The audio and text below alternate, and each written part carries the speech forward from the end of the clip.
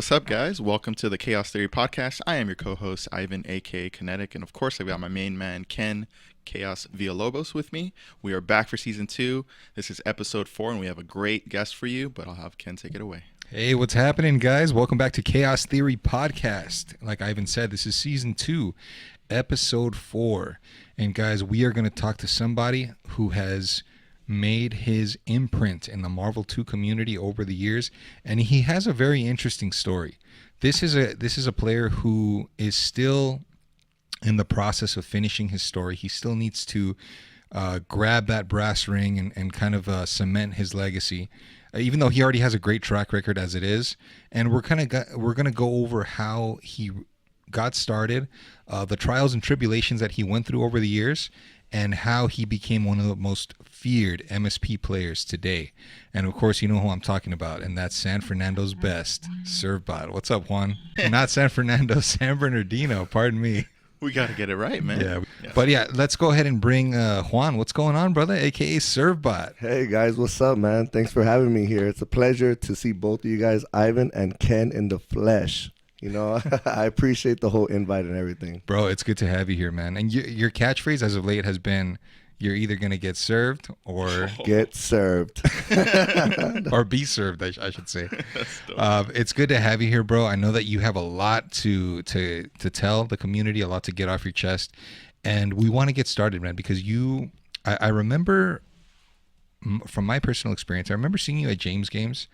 And you were kind of like a prodigy, like you were somebody's apprentice, yeah. And then eventually you kind of branched off. You branched off and you started doing your own thing, and you became a very formidable opponent. And before we get to that, we want to know about how you got started, man. Fill us in on the origins of Servbot. I wanna first shout out all my team, everybody from San Bernardino. I wouldn't be here without you guys. You know, all my friends. You know how I started. Yes, of course, bro. It all started. Let me just tell you first. I played Guitar Hero and Smash Brothers before Marvel 2. You know, so, nice, dude. You know, and I went to laundromats and I just seen Marvel 2, and I was like, oh man, this game is fun. You know, always throwing in quarters, trying to play, and I kind of left it from there. You know, I wasn't too serious about it, and I was just playing, right? And one day I went to a local, internet cafe. Oh, okay. Yeah, and I met people, like they brought in the arcade Marvel 2, and I was like, whoa, you know, hell yeah, you know, let's play, you know, let's get some games. And I started with like Strider, Mega Man, and Ryu, you know. I was like... Just characters that you liked, right? Definitely. This is just cool. Like what I grew up with, you know? Yeah. Typical fireball characters, right? Or projectile the projectile, characters. Just shooting. My question is, was Marvel 2 your first fighting game? Because a lot of people tend to start with like Street Fighter, maybe a little bit of Mortal Kombat, and then Marvel 2 kind of came afterwards. But I know you're kind of younger. Yeah. So was that your very first experience with a fighting game? That was my very, very first fighting game ever, Marvel 2. Wow. And it opened up the gates to everything. Yes. You know? I can imagine, yeah. So you were how old? I was about 15 years old when I actually played Marvel. And when I went to the local arcade in Rialto, California, I met a guy that walked in one time. Like, 'cause they brought the arcade and there was a scene out there. Yeah. Dude, my Khaos walked in, my old teacher, Orlando, and I saw Duck and Dark Prince. Oh, the classic crew, man. Dude, I seen these guys and I saw them playing and I was like, you could do that? Yeah. What's going on? And, you know, I got really fond of these guys and I really liked hanging out with them. And they were like, hey, you know, you want to play? Pick up the game, you know? And I was like, oh, it all started with just quarters, arcades. I didn't have a Dreamcast. I didn't have a stick or nothing. So my only access to the game was arcade. Yeah. You know what I mean? So when... And you were playing with killers, bro. Dude, but I didn't know at the time. Right, know, I was like, oh, you know, these guys are just good, you know, to me. Yeah.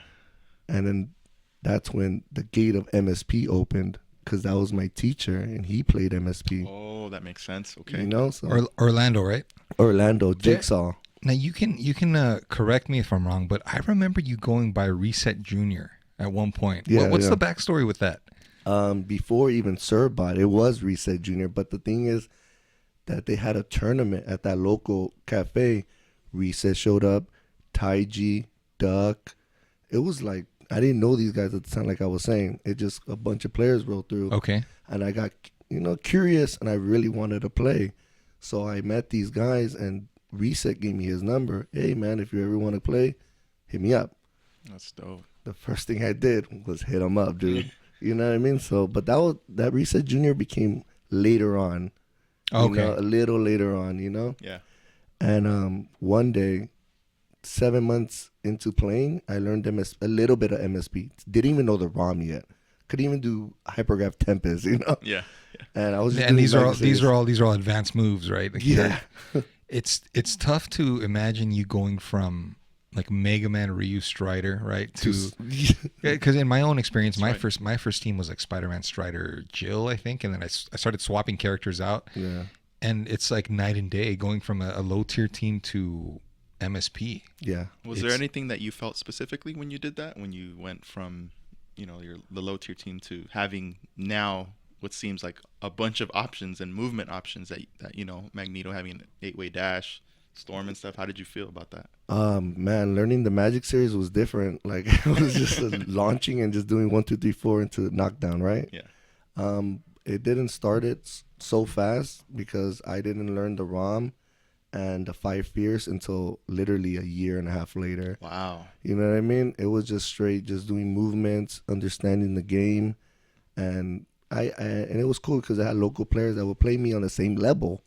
Okay. So that makes a huge difference because if you have like such a large skill gap, it's like it's no fun it's playing no me. fun. It's no fun. They're just watching. It kind of goes back to what Joe Zaza was saying in his episode. He was talking about the structure in terms of leveling up. Like you start with dominating your local 3 or 4 guys that you play with at somebody's house, and then you migrate over to maybe your local arcade, and then your local tournament, and then it kind of just goes from there. I didn't even think I was gonna get this far. It was just playing the game for fun, and I liked it.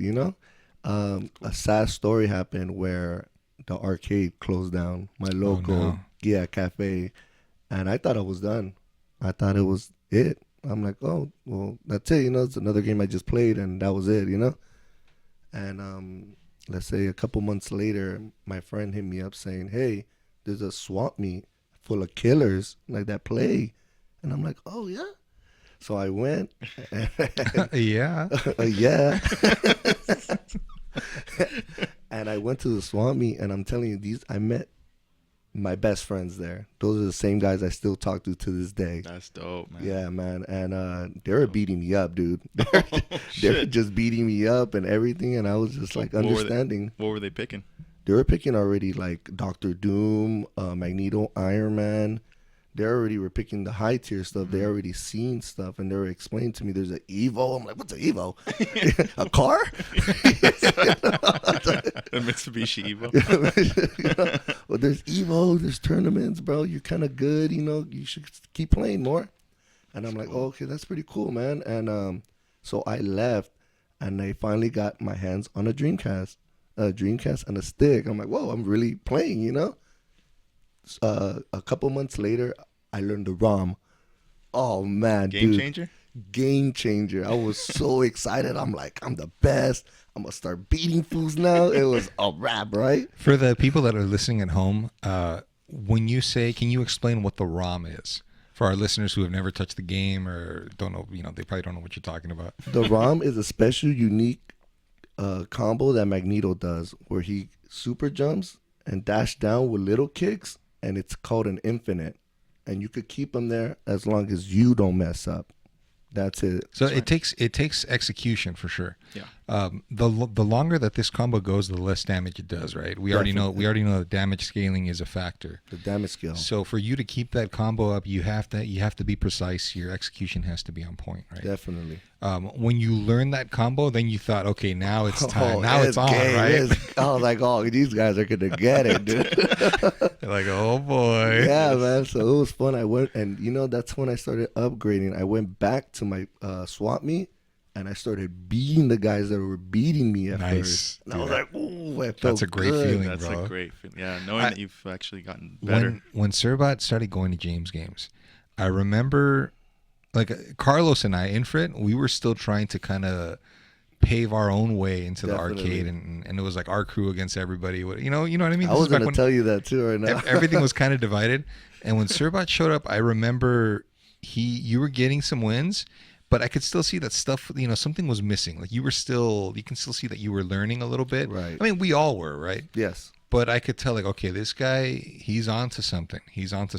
This is going to be a guy to look out for as time goes on. Like you kind of take that and you put it into I put it into my back pocket. Like, okay, Hold on, I'm gonna save this. I gotta Go ahead, bro. screenshot. Like, let me save this one for now. Yeah, man. What happened when you started beating these guys at the local swap meet? Did you notice an attitude change, or? Yes. I felt a little confident. Yeah. But I mean, with them though, did you notice that their demeanor kind of changed a little bit, or did they start treating you differently? Yes, they did. I got actually more respect. Actually, I started meeting them because at first, when you're losing, you don't care about the guy. Whatever, I beat him. Call it a day, Yeah. But when I started beating them, they're like, "Who are you? What's your name?" Like, oh, now I got your attention. Right. What's your MySpace? Back then, dude, your MSN Messenger. Dude, it was always like that, dude. Yeah, no, but and then I met one of my best friends. For you guys don't know who's listening, his name is Compton, Jesse Rojas. Hey, shout out to Compton. Shout out to Compton, man. Yeah, that guy is awesome, man. Magneto, Iron Man, Psylocke. Yes, sir. And then you know what he tells me? He was like, "Oh, you think you're so good? You think you're so good? Let's go to FFA." And Wow. yeah, So dude. then you go like, ugh. Oh, I went a big step Yeah, over that's James, yeah. And he was like, "Let's go to FFA. Let's go. You think you're hot? You're hot. You know what? Yeah. I was like, "Okay, dude." That does sound like him too. Like, you think it's so hot, fool? Come on, let's go to FFA sticks, hey? So I go and I see like killers like Sumighty, Finesse, but I didn't know these guys. Like I said, I didn't have a face or a name to nobody.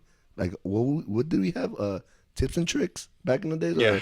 Game facts. Game Facts was another one. Yeah. Like, we didn't even have like big YouTube videos like that No. yet. I had to read everything on Game Facts. And then what was that? DJ B13. Tricks of the trade. Tricks of the Yeah. Trade, bro. That's what we on DVD. That's Yeah. right. You couldn't even get access to Yeah. it back then. You needed to have a DVD or someone burned it for you. A quick note on those videos. Back in the early YouTube days, a lot of techniques and a lot of strategy was still kind of like hidden. Like some people would put videos out like tips and tricks. I'm sorry, tricks of the trade. Tricks of the Trade. But you couldn't really like there was no real explanation. Like, oh, this is step 1, step 2, step 3. It was just Combo, that's it. here it is. Figure it out. And that was like tough love Right. for a lot of us. That's how we had to learn. Nowadays everything is broken down frame by frame, Definitely. and it's kind of like platter. Here you Hand it go. to you on a silver Strategy, platter. here you go. Yeah. Back then, no, dude, you had to figure this shit out the hard way. Yeah, And if you didn't have the system at home, like you said, if you didn't have a Dreamcast or stick, you were at the arcade, bro, putting in quarters, Yeah. playing people, and that's kind of expensive, dude. That's Oh, yeah, an definitely. To expensive learn- ass hobby. To learn that way? Yeah. Bro, I lost money just losing. But that's how you start. You have to take your L's to get better, What was the experience like at FFA? Dude. I went and I saw them play and I went to the corner, dude, and played. Dude, You're like, I was like, I'm not ready for these guys. And Jesse was like, you see, fool? way. Your little ROM's not going to help here. oh. Oh man. Oh, man. Let's go home. Jesse was checking him. So you didn't play these guys at all? I did not Who play. did you play? I only played Finesse, and I got bodied, and that was like, okay, that's it, Like, I didn't stand a chance. Like, Yeah, man. When I first played Finesse, that's probably the worst beatdown streak that I've ever experienced. He beat me like 30 games, I think, 30 games straight. yeah. And that's like fucking demoralizing, Should I keep playing? Should I? I What should I quit. do? I quit. I hate this game. Let's go back to James games, okay? You were kind of going there here and there, but when did you feel that you started feeling more like, okay, I'm catching up to these guys. I can kind of go neck and neck with them. I started feeling like that when, honestly, I met you there, Ken. I met you at James Games. Yeah. He walked in with Inferent, which you guys don't know, his name is Carlos. Yeah. He's an MSS player also. And I saw you guys, and, I had my teacher. Inferent has his teacher. I felt like, okay, let's go at it, When I started feeling like better, confident, it's when I started, like I said, I started beating people that I couldn't beat, or I started at least keeping up with them. Like I'm not gonna lie, shout out to Mike Khaos. He showed me a lot growing up. Orlando and Reset. Those are the three guys that I looked up to when I was playing the game. And when I thought I was feeling good, it's just like going to the Super Arcade tournament back in 2013. That tournament like made me like realize, oh, you know, I could do something with this. Yeah. Yeah. I think every arcade kind of had its final boss, right? Definitely. And for James games, in my experience, I think the hardest people that I ever had to play were Ace, Taiji, and Reset. They were like the top two final bosses of that arcade. Yeah. And then you had your sub bosses like Rubillionaire. Obviously, Mike was pretty solid. Who else? Achilles. Orlando at one point. You know, like when you would go on Friday nights, dude.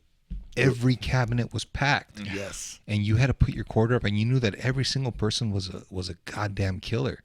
Oscar, remember Oscar? Oh yeah, Oscar too. Rotron player. Dark Mage, that's what he went by. Okay. He played Rotron, he played Thrax. Dude, solid sentinel. He was like a hidden gem. Like you didn't know it, but he had he could do reflies. Yeah. Sick. Back then, and it's like, who the hell is this guy? Yeah. David Lee would go there. You know, this was kind of early on, but David Lee would go, and then he dropped off. This for is probably reason. back in 2011. You know, like 2010 maybe. Yeah. I was just out of high school when this stuff was really, really going on with me. You know. Yeah, the era of online gameplay. Do you remember when you got your Xbox, and what was that first experience like for you when you started playing online? I was excited. I think Marvel vs. Capcom 2 on Xbox came out in 2010, I believe. 2009. 2009, yeah. That's why they call people like 09ers. Yeah, okay. See, when I first started, I didn't have a Xbox stick. You know, Yeah. you know, I started with a controller. That is true, man. People started saying 09ers, like a derogatory tone. You Correct. goddamn 09er. You're an 09er. Like it's like But you didn't have a stick, huh? You I just played didn't on have a Xbox? stick. I just had just a controller. That's kind of like made me not motivated. You didn't have a enough. stick back then? No, For not online? not for online. Xbox? Yeah, he What? didn't have one. Yeah. Yeah, for a while I didn't have one until I finally got my hands on one and I started playing. And then when I started playing, I was just getting washed. Online was just too much for me. Well, you had a bunch of killers back then. Nismore, as much of an asshole as he was a pretty skilled player. And then just a bunch of unknown people that I had never heard of. Buckethead from Texas. Who else? You got Regency Rob. Rob, who also he's- got super godlike by playing online. You played Canadian players like what's his name, KFB or Kid Trippy. Kid Kid Trippy. Trippy, for sure, Kid yeah. Trippy. Kid Trippy from Canada, godlike Blackheart player. Like you had a bunch of talent that we would have never been able to play. Like there weren't any Blackheart players around us except for maybe Blackheart King. Yeah, but you're right though. Like you don't get that experience. Online gave you all that. That's right. Yeah, exactly. So, and we also got some games online too, which was pretty cool because it kind of saved us like an hour drive for me to go to like FFA or James Games or Yeah. whatever. So that was definitely a big help. I remember Nismore giving you a bunch of shit online. That guy. What was going on with that? Me and Ismar, you know, I was playing online with him, and you know, he said some stuff, I said some stuff, but at the end of the day, you know, it's just a game. You know, we're just playing around, but I don't know about that, man, because I had my own issues with Nismore, and he kind of threw some personal shit in there too, where it's like, That's him. But that's him though, you know, and that's why That's what he I know the type of guy he is, and just don't let it get to you, you know. Just, you know, I mean, at the time when I was a little younger than I am now, I was a little hothead, you know. So I went back at it with him, you know. oh, for sure, yeah, you got to give it as much as you can take it. That's right. I just never understood that kind of mentality coming from him to say so much like that and not give back to the community. You know what I mean? Like it's detrimental to the community. Yeah, definitely. But he kind of disappeared, so we don't know what the hell's going on with him now. No, I even went to Hawaii to go play him. Oh shit! How did that go? He didn't show up. I asked because I went to Hawaii and I went with Jay Wannabe and the guys. Those guys are awesome. Shout out to Hawaii team, man. Aloha. But I told him, hey, where's Golden Ismar at? What's up with him? You know, I want to play him. Yeah. Oh, we haven't seen him in a while. Oh, my God, whatever. Oh, why am I not surprised? No, I was like, whatever, dude. I was ready to play him, bro. That's sick, man. And no, he didn't show up, and we just left it like that. He's not even on Facebook or nothing no more, huh? Yeah, he's been MIA. Still, you can't. All the personal shit aside, super solid Thrax player. Very unorthodox because he would use different. He's Rocket Punch, right? For Thrax, for Rocket Thrax. Punch. For Thrax, yeah. He's got a godlike commando, and he likes to use Storm Flight mode a lot too, which is Oh, yeah. nobody ever really does that, but that's besides the point. Yeah. All right, now the arcade scene is dying, right? Yes. 2009, 2010.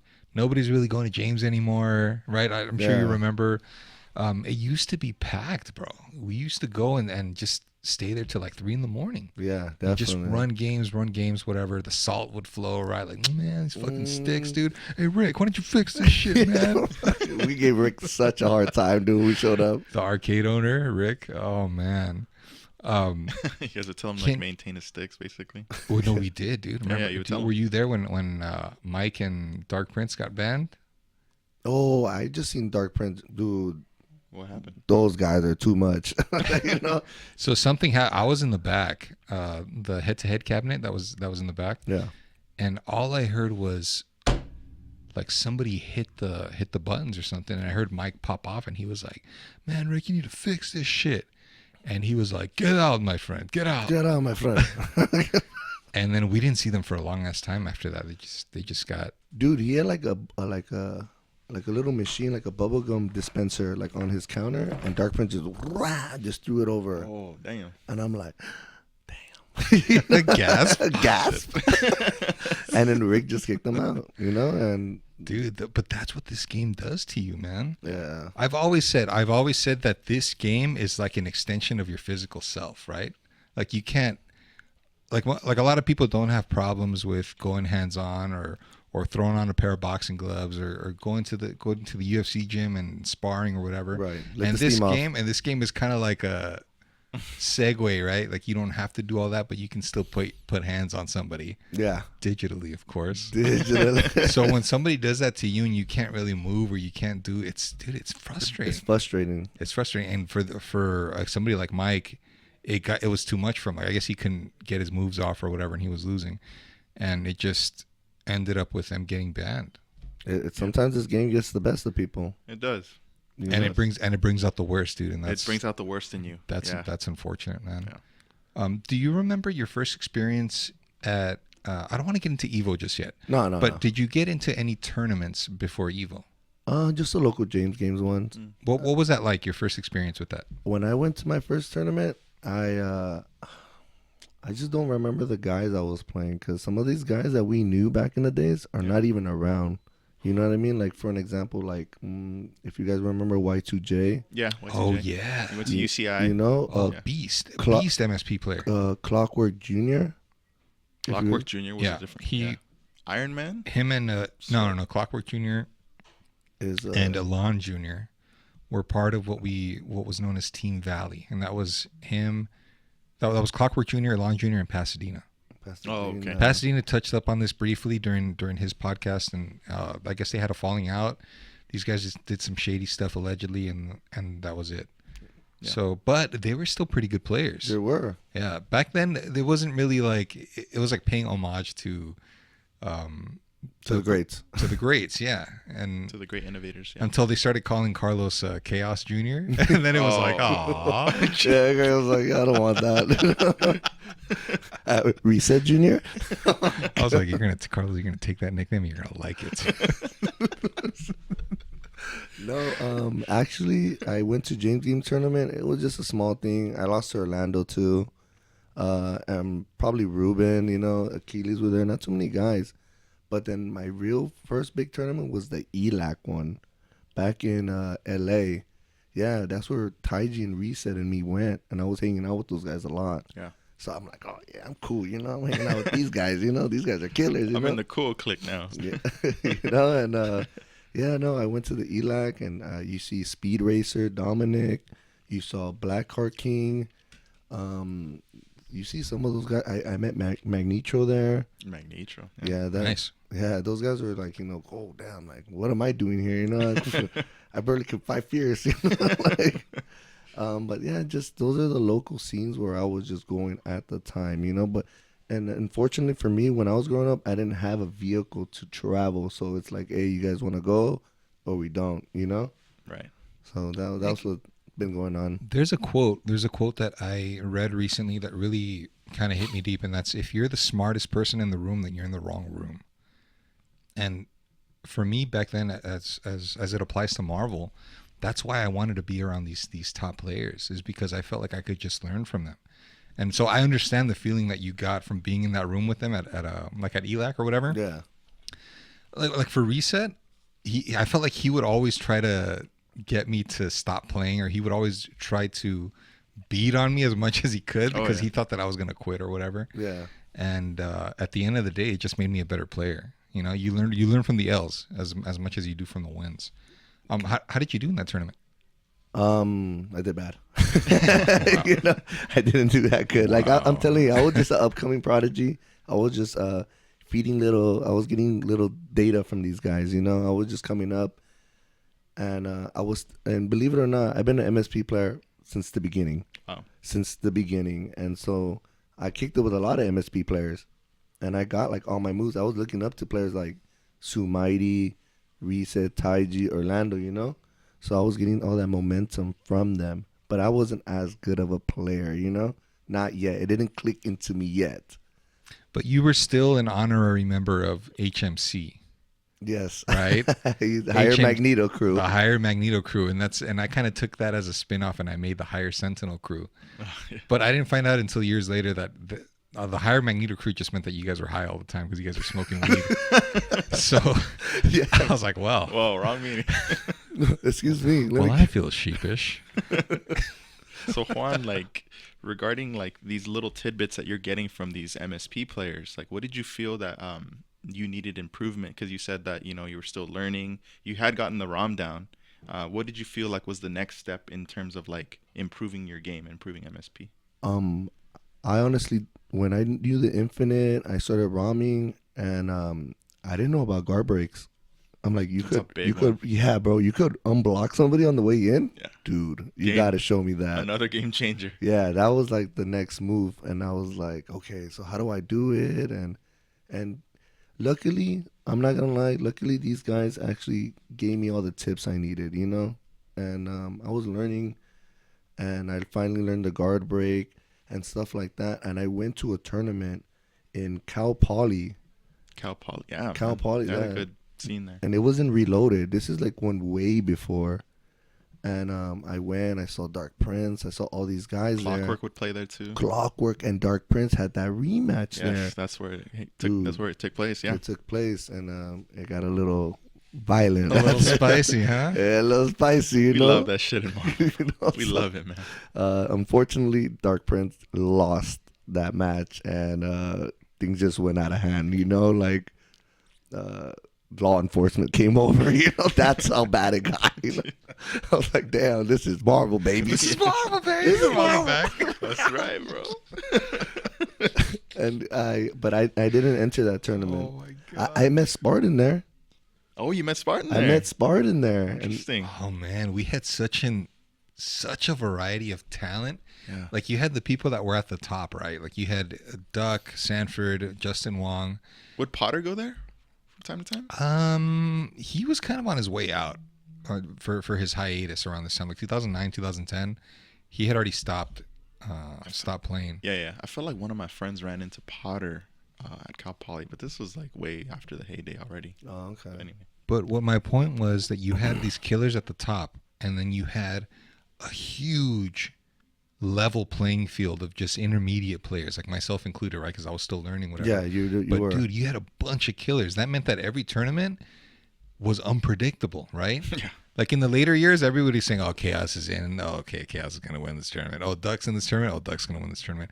But back then, you didn't know who the hell was going to win. No. It could have been anybody. It's And rolling the dice. I love that. Dude, at the time. That's pressure, bro. Yeah. That's pressure. Depending, it could be good pressure or bad, depending on how you feel. How you take it. But MSP in a short set, dude, that's heavily in MSP's That's favor. deadly. That's right. It's right. deadly, man, because it can go really good or really bad depending on how you play. What place did you get in that tournament for Cal Poly? I didn't enter. Oh, that you didn't enter tournament. that one? No, Okay. I was just a spectator, just looking. Let's move on to Evo. Okay, this is when Servbot is coming around as now the next level has been attained. Right now, Yes. you're a formidable opponent. You're at the cusp of breaking that ceiling. What was your first Evo experience like?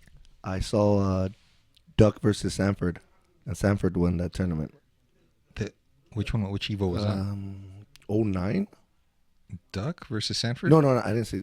Justin Wong versus Sanford, 2009. 2009. Okay. That's the one I saw, and I was like, whoa. And that's when the third day finals were free. That's Oh when yeah. I seen Evo at Because you know how since the beginning. Yeah. Can we just take a moment of silence to acknowledge how good Evo used to be, and not think about how they want $200 for this year? This year's admission, they want $200, bro. That's insane, bro. When I used to go, it was like $80, and that was expensive already. The spectator was like $25 when I went. Yeah, that's know? right. Dude, I Spectator remember was when there was no spectator fee. Yes, there was It was no free. Yeah, It was free, it was free. and then they upped the charge one year, and it was 25, like Servbot saying, and then from there, like they just got worse and worse. Like, Ever since Sony acquired them, right? that's right. That's right. Now they got to make their money back, and yeah, it makes sense. But dude, we're the ones that are paying for it at the end. Yeah, bro. loyal players, from the FGC, just right. always getting down, making them look good, and now we gotta pay. Yeah, Fucking bullshit. Sony doing scumbag moves again, Stupid, but man. that's why they're losing money. And they invited me to Evo, and I went, and it was like an amazing experience. Just seeing everybody. I seen people that I never even met. Like I met Airbrush King. I seen guys from Regency. Like I never even been to the arcade in my life. You know what I Wow. mean? Yeah, I met Ivan, Jatron, Joey. Shout out to those guys. And yeah, it was a fun experience. Like I didn't even know there was a West Coast and East Coast thing. Oh, really? Yeah, dude. And I was like, oh, that's dope. That's super dope. That is It's like- dope, bro. Fun fact. When Duck won 2005 Evo, I was just an 8th grader. And I didn't even play the game at all yet. Yeah, That's sick. yeah, bro. I'm like, damn, this game is dope and It's a old. fun That's fact. so much history, dude. I know. It's like when you open the Snapple cap and you look under it. Oh, Duck won Evo 2005. It's one of those facts you need to know. And Oh, that's great. yeah, and it was super cool because he's the only guy at the time that he did it for the West Coast. That's right. So I was like, oh, hell yeah, at least we got somebody in Yeah. there, We did, man. Duck was on a level of his own, bro. He really was. Yeah, Evo has always been cool. The sense of camaraderie has always been there because it's kind of like a neutral, non-territorial setting, right? Definitely. There's no, oh, this is my arcade, this is your arcade. This is just us in one venue under one roof. Battlefield. Yeah, and let's get it on. Evo 2009, man. I was supposed to enter. That was the year where I was like puffing my chest and like, yeah, you guys are gonna know about Khaos, right? Don't you ever forget. Yeah. Remember the name. 10% luck. All right, Fort Minor. And then I couldn't even play. I think I went Saturday night because I worked Monday through Saturday. I only had Sundays off. Oh, okay. So Saturday, as soon as work was over, dude, me and Carlos just got in the car and we. Oh no, Carlos was already there. I went with another buddy of mine, but I couldn't enter, obviously. Yeah, you were too late. Yeah, so I managed to get there and just kind of say what's up to everybody, and then my buddy and I, we went clubbing. Okay. I mean, Dude, I remember you, Ken, like when we went to James games, like you weren't doing the reflies yet. You were doing unflies, fast flies, and you're picking MSS. But dude, you evolved the game, bro. thanks, man. You weren't even half the person you were when I met you, dude. You're like 4 times the guy now, It was like, oh damn, it's like crazy how people guy upgraded. Yeah. Well, back then, man, I was just a Upgrades. sponge. Oh, upgrades. I was just a sponge, bro, and I was just trying to absorb as much as I could from different people, and kind of like I would see how like Tai G would play, right, and I would see his movement, and I would say, oh, I like that. I'll take that. Like I'm at fucking Marvel Costco and I'm just sampling everything. walking by the windows and just just looking. like, I like this. Yeah, like fucking grocery shopping and shit. And I knew that I was. You know what? When I knew I was making a difference, when people started hitting me with my own shit. Oh, okay. That's when I knew. Oh my god. So this is what it feels like, huh? To get hit with fucking like corner tags and shit like that. Like it's flattering. But it's also like, dude, come on, man. Yeah. I know Ken has always said that. He always says, like, do your own shit. Like, Do your own fucking shit. yeah. Like it's, I mean, above everything else, it's It is flattering. flattering, though. You know, you're familiar with Cachorro from Mexico? Yes, I know. That guy is like a carbon copy of me. Like, he's just behind a few years, I would say. Yeah, you guys yeah. should check out those sets on YouTube. That Ken Super just solid posted. super solid player. But Shout out to Mexico. yeah, shout outs to those guys, man, because they have a real passion for the game above everything else. Yeah. I had just made a post. Did you see the post that I made about the Ghost AI? No, I haven't actually. No. So Tekken has a yes. Ghost AI option. Oh, okay. So it's a setting. From what I understand, if you turn it on, the computer will start taking data from your gameplay, and eventually, once it has enough, you're able to play against a copy of yourself. It's fucking scary, dude. Yeah. So what happened was, the way that I heard about it was somebody on Twitter posted that their little brother had passed away, and he had that setting on for his Tekken. Yeah. And so that person was wondering if there was a way to download the file, so that way he could play against his little brothers. Oh, that's so dope, dude. R.I.P. to his little brother, man. That's You know dope. what I mean? As sad as it is, it's It's a way for him to live on. it's a way for him to live on. And I was already thinking like, oh yeah, rest in peace. But I was thinking like Marvel 2, like what if we could apply that to Marvel 2 and you can have an AI. This is just wishful thinking, right? But what if you could have an AI We're getting there, Ken. that could, let's say that you fed them first to 10 or multiple first to 10s of like Justin Wong versus Yipes or Sanford, like from back in 2006, 2007. Yeah. And this AI could create a copy of that. And then if you wanted to, you could play against 2008 Chris Schmidt. That would be sick, That'd right? be You could do it by like a dope. Progression. yearly Like it's like a setting where you just click on the player and then Like you instead of play a, him. instead of a custom mix, it's Yeah. a custom AI player. You know what I mean? And now you could really see, okay, let me see how I would do against 2005 Duck Yeah. or 2006 Sanford. And dude, the wheels are just turning, bro. It's AI is here, guys, and it's gonna change a lot of things for us. So That'd be really awesome if we could play like ourselves, like, instead of going to Chaos's house, I could just boot up his file. get his Yeah. file real quick and just play you. because the way that the Tekken AI works is that it copies you completely, including your weaknesses. So it doesn't correct your weaknesses.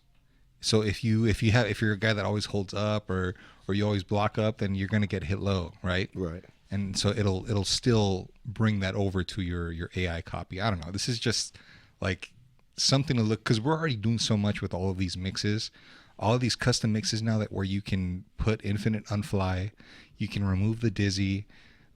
There's a mix now where it shows you exactly how much unfly you have left, Oh, that's Oh, cool. that's dope. hit by hit. So there's even mixes now where they make it so that it's 1 versus 1 or 2 versus 2. Oh, I seen that mod. Yeah. Yeah. So it's just we're doing so much with this game now. Almost 25 years later, bro. This is the 24th. Next year's gonna be 25th That's right. anniversary. 25th anniversary, man. Let's see if we can get Yeah, Marvel 2 on the Evo, main right? stage. But Yes, for dude, the who 25th. doesn't love Marvel 2? It has all unique characters on it from both sides of the series, and they don't make anything like this anymore. That's bro. That's just us being as passionate. Nobody has fans. the rights to make these type of games anymore, So this is like a treasure, a gold, you know what I mean, to hold on to, That's right. That's right, And man. to this day, you still got new players trying to, not to elevate the game still, but just to play, And that's what's really cool, that people still know about Marvel 2, At the end of the day, it's what's going to bring in the most money. And as far as main stage is concerned, the learning curve is just so big for this game that Yeah. in order for somebody to feel like, shit, man, do I really want to pay $20? Or what's the entry fee for each game? Like at probably Evo, $20 each. Like, do I really want to throw away $20 just to get bodied in the first round? Like, a lot of people don't really want to play a retro game like that. You know, Definitely. it's like Samurai Showdown. Like I wouldn't want to pay $10 when I don't know anything about the game. Right. Yeah. You know what I mean? So they're looking at what am I going to get more money with Marvel 2 on there or with a game like Third Strike? And that's like Third Strike. Yeah, I saw that they went on main stage now, right? Yeah, This they're year. on the Yeah, main done stage the this year. lineup. That's crazy. Yeah, a game like that, a lot of people play, but then a lot of people don't mind watching either. It's like Street Fighter 5. Like I never really liked it, but I didn't mind watching it. Yeah. But then I don't understand, like, if Third Strike was able to get on the main stage, then why can't we? That's the thing. Probably, you Like- know, if they're giving them a chance, I felt Right. like, oh, hopefully they'll give us a chance We one have a day. chance too. So what? Well, we'll find out. But what? Marvel was a stepping stone for Evo. You know, That's right. Marvel 2 was the main game in Evo back in the days. That's right. So hopefully, you know, they like how 2020 was supposed to be the 20th anniversary for Marvel 2, but everything went down with COVID. Dude, we had the plan that year, remember? Man, we had Amazing, plans, bro. dude. I had we trips. Had plans, yeah. Trips that you guys had planned out to try to win these qualifying Tournaments. tournaments at every region, right? Yeah. Some in the West Coast, some in the East Coast. Yeah, we were trying to rig that shit, dude, Yeah. to make sure that somebody from the West Coast was gonna get every last. That was sick, Spot. bro. Yeah, That was such a sick plan we to put had together. so many plans, dude, but COVID just ruined everything. you know? COVID ruined everything, dude. Fuck COVID and fuck all the pandemic and all Yeah. that bullshit that happened with this, dude. We lost people. We lost out on opportunities, on the opportunity to make memories, trips, like you said. I Dude, had this- trips planned. Yeah, there's a lot of stuff, dude. It's kind of like a segue into another topic, but we did as best as we could during the COVID era with streaming. That's pretty much all we could do, right? Yeah. Online tournaments. And the only thing that sucks is that we weren't able to do this live. Yeah, yeah. Everybody was just at home, but they opened the gates. You know, everybody started streaming. That is true, man. I did miss that we couldn't, like, going to Evo and seeing all your buddies and kind of hanging out together. You can't replace that, bro, with an online tournament. Yeah. No, You know what I definitely mean? not. And shout outs to Brett Romnito from New York. He throws Xbox Live tournaments, and he's kind of doing his part, using his passion for the game.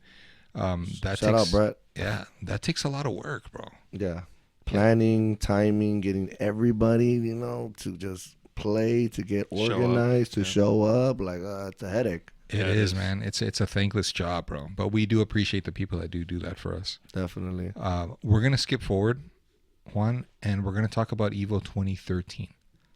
Because Evo 2013 is the tournament where I feel that put you on the map. Yeah. That's the tournament where you showed up and you were able to finally say, hey, I'm like one step behind everybody else who's on top. Yeah. Can you tell us about your experience in that tournament? I mean, I had like times where I fought guys like Andy Doom, and I was beating him a little bit, and I was beating Ivan from the Regency side. Like, cause like, believe it or not, I still never fought an East Coast guy yet.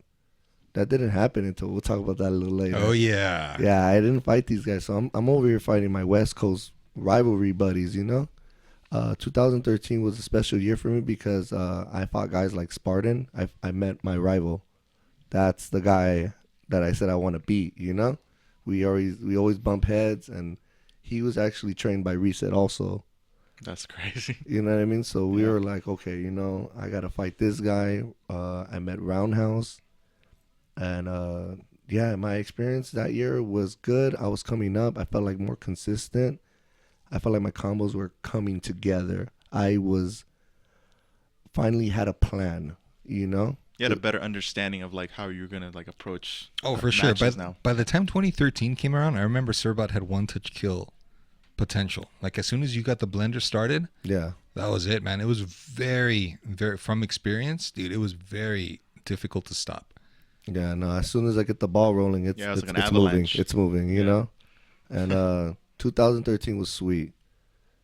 I felt like, honestly, when I felt really good and confident was 2015. And why is that? Why which ones? That was I placed top 3 at Evo with a bunch of killers. East Coast finally flew down. I met G-Con, Desmond, Mike Infinite, Chris Matrix. Even Sanford was in there, but he wasn't in the tournament, but he was there. Yeah. But you had players like Roundhouse, J-Tron, Andy Doom, like I said, Spartan, and I made it on top. You know what I mean? Top 3, man. That's like really I even took you to losers. Servbot sent me to losers, and it was the first time that I had been sent to losers, and I don't know how long, dude, in any tournament up until that point. I think the year before, the only person who sent me to losers was, who did I lose to in 2014? Not Pasadena, right? Well, that was 13. I'm trying to remember. Somebody sent me to losers in 2014. Was it Josh? Yeah, I think it was Josh. Oh, Josh. Because I ended up beating him in losers finals. That's right. So you hear Telly in the background going like, "Yeah, we ain't worried about that. We ain't worried about that." And then I fucking lose. Oh my god. Tree fit. He's saying shit too. But 2015 was dangerous because we had usually done 3 out of 5s, and then this year for whatever reason we did 2 out of 3. So the first match I picked MSS, and you got me. The second match I picked Thrax, and you still got me. And I got you again. And I'm like, oh my god, I felt good. Juan was hungry, man. He was hungry. So he was beasting, and for me, I was like, god damn. Well, for me personally, like when I get sent to losers, I feel like I don't really have anything to lose now at this point, right? Do you feel like liberated? And the people that get sent to losers anyway, majority of the time, it's easy. It's easy, right? Yeah. So I managed to work my way all the way. Dude, you climbed that ladder right back up, dude. And we played again, and then of course I came out on top this time. But I was like, dude, because it was 2 out of 3 again. It was 2 out of 3. 2 out of 3, and I picked Thrax both rounds, and it was just God, dude, thank God. Is it all quietly? Yeah, good games. The only 2 people I lost to was you and Duck. That's it. Right, yeah. In winners finals? Yeah, I lost to Duck in winners finals 2-3. And then you came back good too. 2-3 against top Duck. 3, bro. Yeah. So you got 3rd place, man. Nothing to be ashamed of. That's great, yeah. Yeah. The rivalry that you had with Spartan, I do remember that clearly because you guys kind of money matched. We money matched, and that was the only time we played for money. We didn't sit down and hey buddy, you want to play? No, dude. We're getting down right now. We're playing for money. That was amazing, dude. A lot of side bets going on, a lot of stuff going on. It was so hype. Tournament play, me and him. He even made his own tournament at Alex Arcade, and I went to grand finals with him. Dude, yeah, that's sick. That was good times, dude. But it was a healthy rivalry, right? Like no, it was nothing bad. Like no, because Spartan's a beast, right? When he can play grimy as fuck. Yeah, like Ray is he can be grimy as fuck in Marvel play. If he wants to lame you out, he will. If he wants to just stay back and let you run into commando or do something, and he'll do it, and he'll fucking do it, dude. But he it's also also switches each one though. Like he can be grimy. That's what makes him so good. Like he was just always a well-rounded player. Yeah. You know, that's what he says. He's the jack of all trades, man. Yeah, and that's maybe why that's what made me intrigued. You know, like this guy is good, and makes me want to play him. You know, and teach you a lot, like when getting better. Yeah, like at the time, I think I knew Spartan was better than me, but I just wanted to close that gap. That's good, bro. You know, that's was my goal, to close that gap, and he just wanted to finish me off, and I was like, nah. That's the attitude you should. Buddy. I'm coming back, dude. Yeah, bro. That's the attitude a lot of these young kids should have. Like how Juan was saying, like he's trying to improve. It's always like a mindset of improvement instead of I took like I don't know if I should do this anymore. Like exactly, right? He's always trying. I've seen a lot of players. You may not win, but you're closing it, inching closer and closer to that spot. So what happened? Taking a quick break from Evo because I want to get back to it. When did you decide to pick up another team? Because you also have a really good Team Rotron. That's right. With drones. With drones, the traditional Rotron way, right? No, I think Rocket Punch. Was Rocket Punch. Rotron was Rocket Punch? Yeah. Oh, I'm thinking traditionally. I'm thinking Combo Fiend. Combo Fiend was drones. Yeah. When did you pick that team up? I picked that up probably back in 2012. I like the Hyper Viper beam. You know, I like Cable. Like I like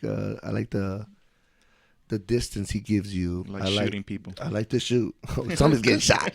Someone's getting shot. Because it's kind of opposite. It's opposite from MSP. Yeah. Right? MSP's in your face trying to pick you and apart. I got a little defense team too. Yeah. Right. And that's what I was like, oh shit. we got a team Rotron on our hands, and you would beat people with it. Yeah. Especially like Santhrax players or Team Scrub, like Ivan, for instance. Like that team did really good against Ivan. Yeah. What made you pick that team up? Yeah. There was at a point where MSP was frustrating me because I'm like, damn, these Glass guys are. cannon. Oh man, these guys are too defensive. I can't get in, you know. Yeah. So I'm like, Need a little more health. I need a little bit more health, you know. And you know the weird thing about it, I didn't go rocket punch. I went drones. I feel like that's just so much space. You could create more combos with it. I feel like it gave me that extra push to get in the face of Santhrax, you know? Yeah. Like, I feel like the drones beat Commando sometimes. Oh, for Yeah. sure. Yeah. Oh, for sure. That's kind of the hot topic. Excuse me.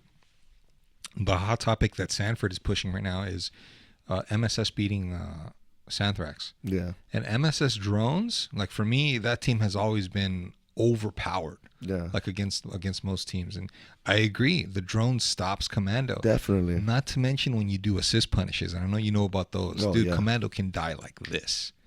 And that's a big help. Yeah. Like, Definitely. and people always ask me, oh, that's so weird. You play drones or Rotron. I'm just like, that rocket punch, I feel like that's already a Psylocke to me, you know? Psylocke is better than the rocket punch, I feel, personally. Oh yeah. So I was like, let me just go the drones route. And if you honestly look at players, not too many players play Rotron drones. No, I rarely see that actually. Yeah, you know, and you could do a lot. You could even play reverse Rotron, or you could start Magneto, you know? So it's just, the team is like a variety of stuff, you know? Yeah, it's well balanced.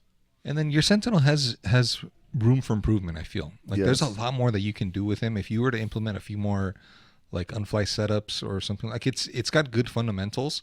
I think that you can only go up from here. Like Yeah. if you continue to practice it, you know what I mean? Definitely. Like, I want my Sentinel to be a lot better, you know? I could see, like, I feel like I'm a smart player, you know? Like, I might not know all the fundamentals and tricks, but I know how to keep away. Yeah. And I know how to rush in exactly at the right time, you know? And You have good spacing. Yes. That's for sure. Like, I know when a move like lags, you know? And Yeah. then that's when you capitalize and punish, you know? Yep. Going back to the year 2015, this is a big year for you. Yes. A big year for you because not only did you get third place at Evo, but it was that third place that got people to notice you more. And there was a couple of legends that you money matched during that time period, the whole UGC era, right? Oh, When we started going there. UGC, You remember that, right? Ultimate Yeah. Gaming Center. How did the money match with Chris Schmidt come around? I actually asked Chris Smith, hey, do you want a money match? And he looked at me, and, you know, because I was nobody, you know, at the time. So he looked at me, sure, I'm down to play you, you know? Oh, you? Oh, it's free. This is free, Yeah, you know, that's what this he's is thinking. free. And that was like one of my hypest money matches ever. And that's how it kind of started, you know? I played Chris Smith for $100, you know? And first to 10. This is on the spot, or you guys had talked about it before? This was on the spot. On the spot. On the spot. And we played, we sat down and played, and I beat him. Ooh, what was Yeah, the score? One. It was 10-8. 10-8, yeah. I remember. He was picking MSP, obviously. You could tell that there was like shades of the old Chris Schmidt in there, Yeah. but he needed. You could tell that it wasn't the same one. Everybody tells that wasn't prime Chris Smith. It wasn't prime. But what I always say is you don't have to say yes. If somebody says, hey, do you want to play for money or you want to run a set? Yeah. You don't have to say yes. If you Yeah. say yes, then you got to take what comes with it afterwards. Yeah. I hear that shit all the time. Honestly, I had nothing to lose. You know what I Yeah. mean? I had nothing to lose. Like, you know, I was just like, let's go, let's play. I feel like I felt confident. I was coming up, you know? Yeah, yeah. And yeah, bro. Like, I even at UGC we had like little local tournaments. Like, how do you? They're called Ranbats. Ranbats. Yeah. You know, you gotta get a certain amount of points, and then the winner gets their whole painting on the wall. You Yeah. know that, Oh my god. dude. I went to grand finals with Ken again. You know, but I lost that one. But it was just good, like all the experience and players. But yeah. back to Chris Smith, I asked him. He sat down, and I sat down. It was game time. You know, even Justin Wong showed up at UGC. Yeah, I remember that. Chris Schmidt had lost to you, and then he had also lost to Lockdown at Evo. At Evo. So it was a prime example of dude, like you have to stay consistent, because if you're not consistent, the game is going to catch up to you. Everybody who still plays is still getting better. Yeah. They're still learning. They're still improving. Yeah. And you can't rely on what you used to do back then, especially with slower hands. I mean, we were just talking about Orlando. The hands. Orlando used to be a killer back in the day. That Yeah. guy used to stay on the cabinets getting free sodas. You know what I mean? Yeah. And then now it's like, fuck, dude, it's almost like learning the game all over again, you know? Yeah. Like you have it in your head, Yeah. but your But hands it's are not doing. translating it anymore. Plus, Juan, you know that what we're doing today, people weren't doing back then, bro. Yeah. Oh, Like definitely. It's so true. The style of the game today is not what it was back then. That's so true. You man. have to adapt to it. Prime example would be Duck. Duck is somebody who has adapted to what the game is today compared to back then. Right. I'm sure the Magnetos that he's facing today, or whatever the case is, Are I think way better that. than what it he wasn't was the facing. same, with the Yeah. exception of a few, right? Right, Yeah. of course. Yeah. Yeah.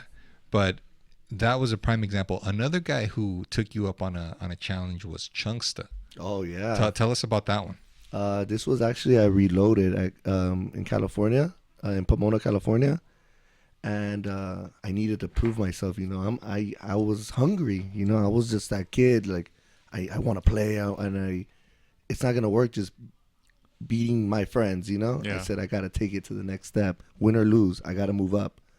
And I asked Chunksta, "Hey man, would you like to money match?" And it all started like this. I was like, "You want to play for $100?" He's like, "Yeah." So he said tomorrow because it was a 2-day event.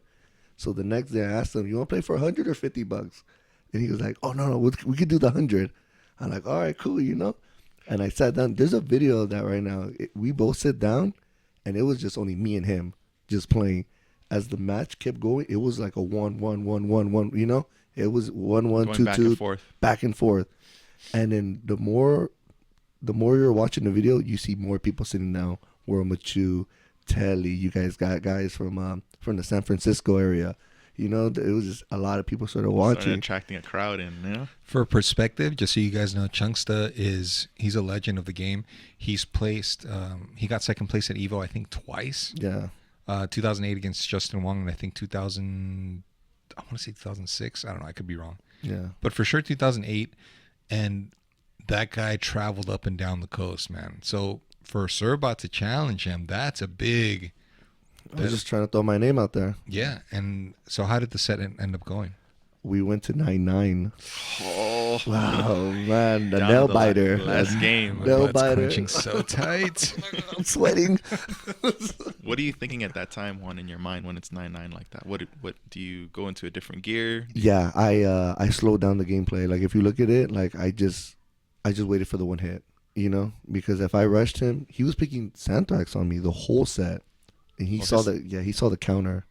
So I went MSP and MSS with him, and the last round was MSP, and I got the hit. And I was Storm, and my Salak versus his Sentinel and Commando. He did Hyper Sentinel Force, and I just dashed down with Storm, and I got him in the Infinite. I was like, oh my god! I was like, this Clutch. is clutch. I was like, ooh. And I looked at him. Oh man, the face he gave, bro. I was like, it's done. This is a wrap. And then if you look at it, I saw Telly's face. I saw World Machu's face. I was like, classic. I love those, you know. I loved it, dude. Like, Well, we've always worn our emotions on our sleeve, dude, especially during a money match. Like, oh, dude, playing in a money match is really stressful, It man. is. you know how many times I've said like, oh, dude, I was blocking that, bro. I was fucking blocking that. And it's when money's on the line. I mean, $100 is $100, but for some people, it's like, I can't lose that. I can't lose the money, and I can't lose to this guy. Yeah. You know what I mean? Like some money matches are friendly, and then some other money matches are more like, Okay, this is serious. I you know? can't lose to this motherfucking guy, bro. So Yeah. it's like a lose-lose. Yeah. But or if you have side bets, like I'm sure Telly and World are putting like $50, $100. Yeah, that's or still whatever. stressful, you know. It's like, oh my god, like Who I'm do you losing. get mad at? Who do you get mad at? Like the player or yourself? You know? The player, this is your fault. It's your fault. You owe me $50. Oh fuck. Dude, so that year you took out Chris Schmidt and you took out Chunksta. So 2 big names, bro. I took out one more big name. Who was the other one? Wes.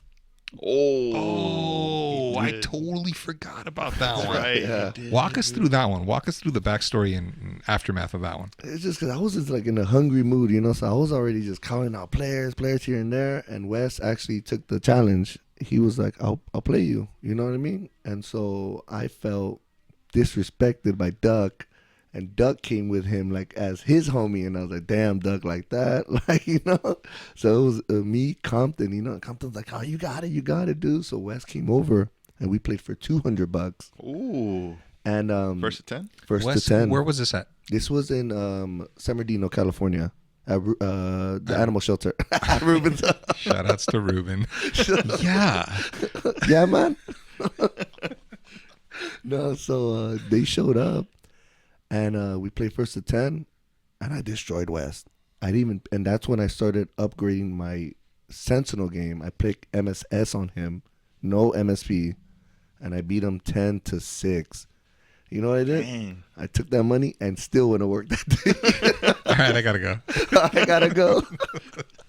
That was actually a smart move, dude. Wes would eat up MSPs, bro. Yeah. That's probably his favorite matchup. His style is perfectly catered That's to right. that matchup. So picking MSS was a smart move. Yeah, I for studied sure. that, you know. And I was like, oh, this fool loves MSP. You know, I was like, oh, well, I'm not going to give him that. I'm not going to give him that. You know? Wes was the guy that a lot of people were gunning for. Like that was like the gym badge that everybody fucking wanted, dude. Like Ray went after Wes, Neo did,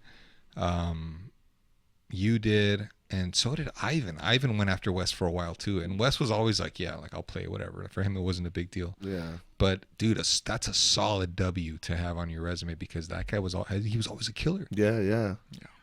I had those were my money matches, you know. I had a couple more, you know, but that's You and I play for money. We did a couple money matches at Ruben's, right? yeah, lost. You know?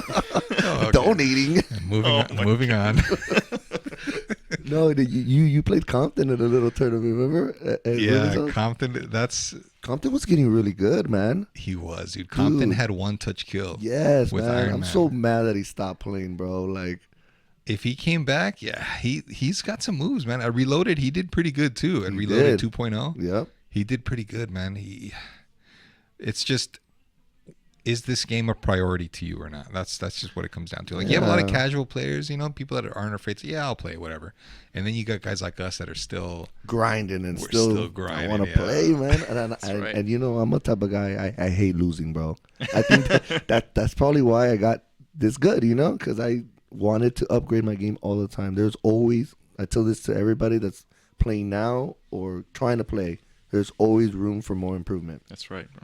I say it all the time, dude. The training never stops. I say that on YouTube. Like everybody who comments, like, "Hey, what should I do?" or whatever, just keep practicing, man. Yeah. Keep practicing. YouTube is so helpful, man. It's so helpful nowadays. Yes. For anything. Yeah. You know, like, The Twitch streams. I don't know if you still tune into Twitch, yeah. but you can learn so much, dude, from live gameplay. Just like, oh, I would have done this differently, or oh, I would have done that. Yeah, no, Ken, you're totally right. Like there was a time where I was trying to learn, let's say, Magneto to Sentinel's drones. You do the hard knockdown into drones with the launch combo, and I didn't know how to do that, but I seen people doing it.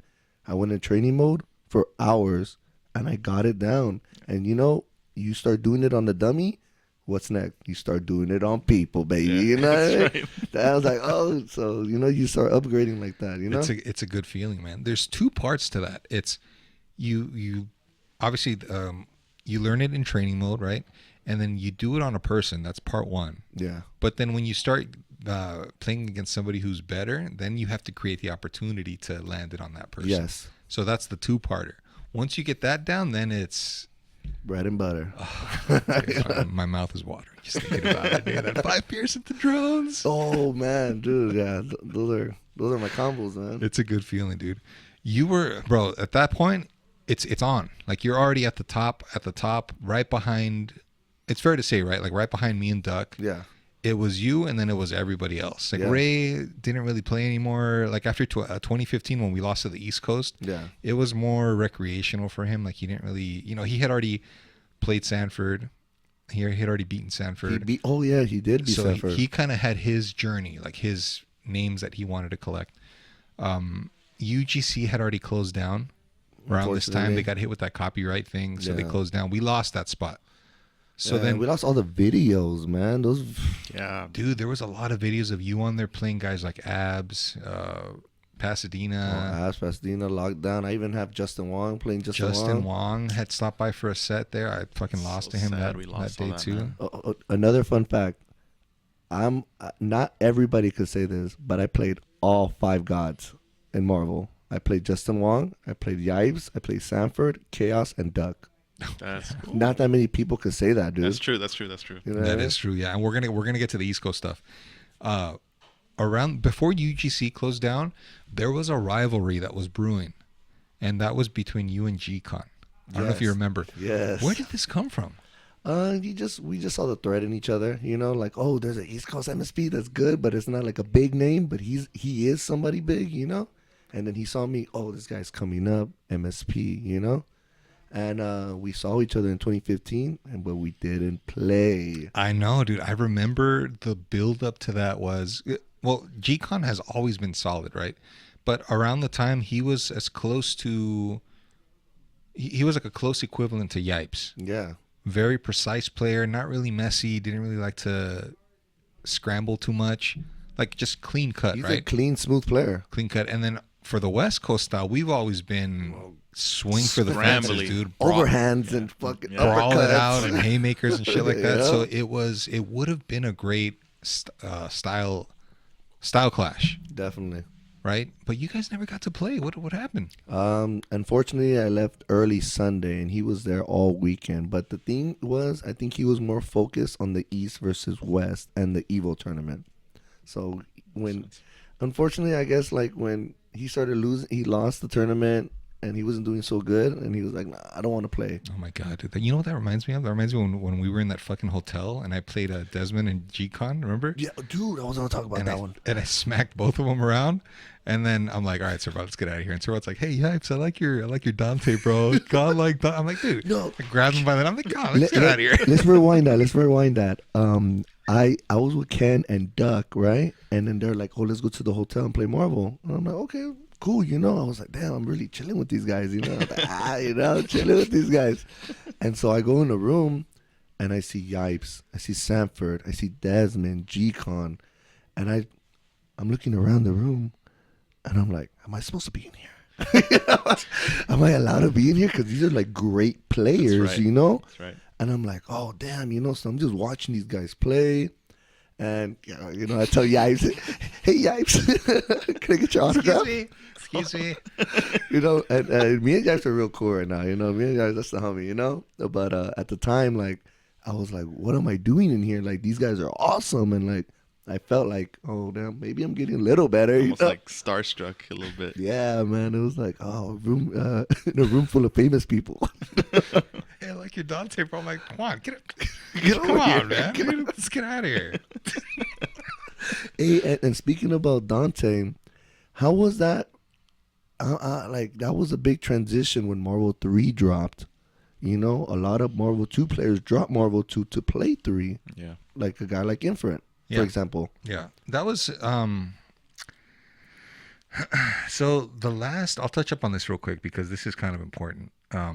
The last episode that we did with Jtron, I had mentioned, and I've mentioned this several times, is that me and the guys that I originally used to hang out with, we went our separate ways. Definitely. Mainly because the games, like Marvel 3 came out, these guys, I feel, from my perspective, had already peaked. They had already gone as far as they could go with Marvel 2, and they decided to pick up like Street Fighter 4. Oh, Street Fighter 4 dropped. And then Marvel 3, right? So what started happening was they would start going to like Arcade Infinity. Remember Arcade Infinity? Yeah. So that game was more focused on the newer games, Street Fighter 4 and Marvel 3. And there was really no Marvel 2 there, right? So what happened after Jtron's episode is that Carlos hits me up. He hits me up on Messenger, and he says, hey, I heard the episode, and he's like, all I can tell you pretty much is I wanted to go where the competition was. And that's why we moved on from Marvel 2. from Marvel 2, because he said that he had a conversation with Justin Wong at FFA. Yeah. But this is back when Tatsunoko versus Capcom came out. Remember that game? Oh my god. That game fucking flopped, right? Yeah. It did. And Carlos said that he had asked Justin, hey, how come you're not playing Marvel 2 with us anymore? And Justin said, well, this is going to be at EVO. I remember I heard him say, well, TVC is going to be at EVO. Marvel 2 is not. Oh, okay. Well, that makes sense. Yeah. So then Carlos said, yeah, I went where the competition was. I wanted to go where Everybody's going mainstream. And for me, that didn't really make sense because we still had competition over here. Yeah. We're still getting down. Yeah. Hands are getting we still dirty. had competition. And personally, I felt like I still had a lot more to accomplish. Like I wasn't anywhere near being done. So these guys were going to the arcades, but they weren't really hitting me up. Right? Because there was no Marvel 2. From his point of view, he said that that they did hit me up, and I said like, oh no, I'm okay, I'm cool.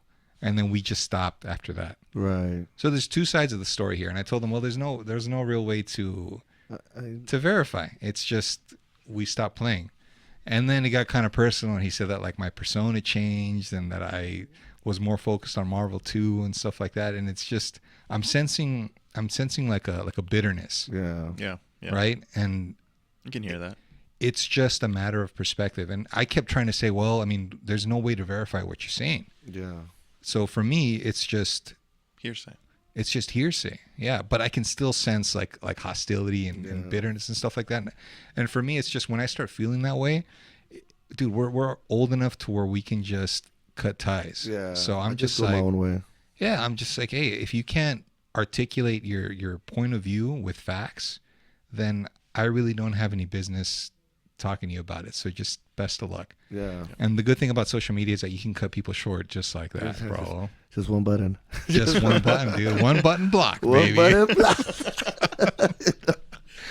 But that whole conversation just got me thinking about how things really went down because, like, towards the end, I wasn't really feeling like these guys had my back. Yeah. Like I was onto something myself. Like I was always trying to break through to the next level. Definitely. You know, where people were saying like, "Oh, you're still playing this game." Okay, you know, you hear it all the time. Like Khaos is the only one playing the game. Seriously, everybody moved on. Like that's not my problem, bro. Yeah. Like I have my own personal journey and I have my reasons why I still continue to grind. That's right. And that's it. Like if You can't knock that. if you're not cool with it or if you don't support it, like if you have a goal and somebody doesn't support you, like it's like if Edward, right? If Edward was to say, "Hey man, why are you still picking MSP or still playing or whatever?" You don't need that energy around you. Yeah, just because I like it, bro. Like, damn, get off of me. Yeah, that's it. And it's unfortunate, but that's how it went down. You know, you got to cut out the cancer and keep it moving. I wish these guys nothing but the best, but you got to surround yourself with people that support you and you can support in return. That's why I have all my buddies from San Bernardino. You know, yeah, and shout out to those guys because it's still mainly the same. It's the same guys. The same dudes. Yeah, not a lot of people can say that. Exactly. You know, I got like I can't my players. say that. Yeah. Like I got my guys growing up. You know, like I got Ass Mode, my technician. You know, I got Shout out to Ass Mode. Yeah, Free Lunch. You know, Edward. You got those guys Compton out there, and we still grind. You know, we still play. I still play with those guys. You know, even though it's not a lot, but that's how we connect. You know, we still play the game. We still talk about it no matter what. There's so enough about that garbage. Going back to there's something I do want to ask you because we started the Illuminati, right? Back in like 2015, 2016. It was me, it was Duck, Wes, Spartan, and Jtron. We were like the top 5 and we would get together. Mainly it was Marvel, but we would do, like a barbecue or just chilling, homies chilling. Just chilling. Yeah. I remember during social media, you would make comments here and there like oh, like I never had anybody to grind with, like it was just me. Yeah. Right? And it is true because you had always been head and shoulders above everybody else. On my side at least. So from my perspective, I was wondering how it could have been if you would have because Joey Ball says this all the time too. Like he doesn't really play with anybody. so he feels like we're kind of hoarding All the good tech. players. Yeah. So do you feel like it would have made a difference if you would have ran games with us more often? I think I would have been better personally. But I did say that. I did say that comment before. Like I was growing up, I didn't have a Khaos. I didn't have a duck around me. The highest I got was reset, but that was still too far for me. And he quit, dude. He quit after a while. He did stop, and Taiji and all them. So I felt like playing with you would have like leveled me to the next level. And it's crazy because like you would think like how you said you get comfortable, you're already at your peak. Right. Nah, bro. There's a level beyond that. Yeah. Definitely. It is, man. But you know what? It's never too late, bro. We can still get games in and we can still practice. There's a big difference between having a session to train and having a session as just recreational. Yeah. Right? Like for us, it was recreational, but dude, we would fucking throw down. And it was always first to 10. Yeah. All right, first to 10, hop off. It wasn't like 3 out of 5, first to 5, It was first to 10s. It was first to 10s. First to 5s. Yeah, or first to 5s if it was a big group, right? Yeah. But there's a difference when you have like you can't really accomplish much like if it's a recreational set, like if we're fucking drinking, like it's cool, right? Marvel and alcohol has always been cool. If I have a tournament coming up like Fight Kingdom or Evo, I'm gonna focus, dude. Yeah, you're grinding. This is for reals. Yeah, it's for real, and it helps when you have a person who's next to you, who's supporting you. With these guys, I never really had that, bro. It was I got better than them, and Carlos had made a comment about me only finding better players, and I'm thinking like, well, isn't that what you just said about going where the competition is? Yeah, is that the whole point? So it didn't really make sense, and I was fortunate enough to build a bond with these guys like Duck, Wes, Jatron, Ray, where we were able to kind of just sharpen each other up. Steel sharpens steel, right? Right. So with you had, I mean, like Asmode is pretty good. Asmode's pretty good. He's pretty solid. Crispy. He's good. What's up, dude? He's good. Crispy's my homie, dude. But I mean, I love all my friends. They know. Shout out to my guys. But I needed that extra push, and I didn't get it from them. That's why I went out on my own and just try to find a competition. Right, of course.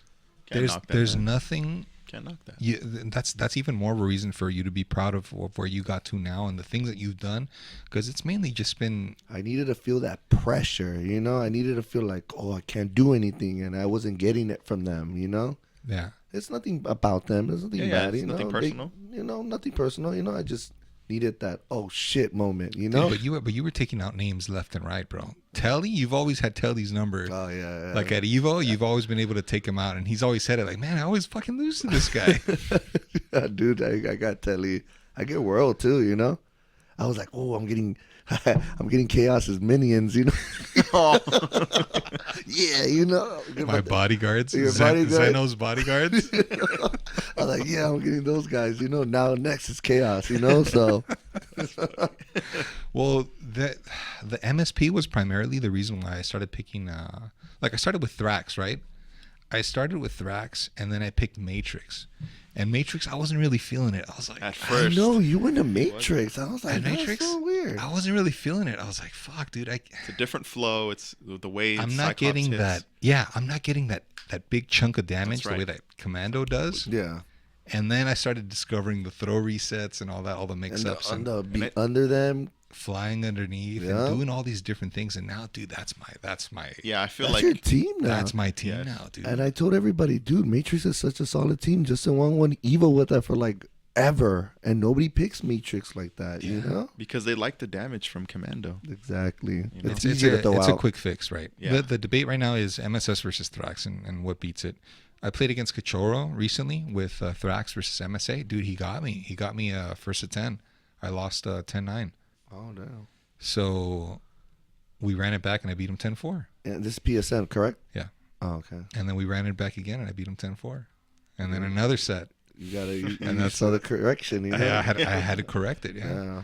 So there's adjustments that you can make. I love that, man. I feel as if, and you guys can correct me if I'm wrong, but do you feel like one set is enough? No. Yes. You do feel like one set's enough, like one first to 10? Go ahead, Juan. Win or lose, baby. All Served in? or All be in? served. Served or be served. Oh my god. Hold that. Hold that.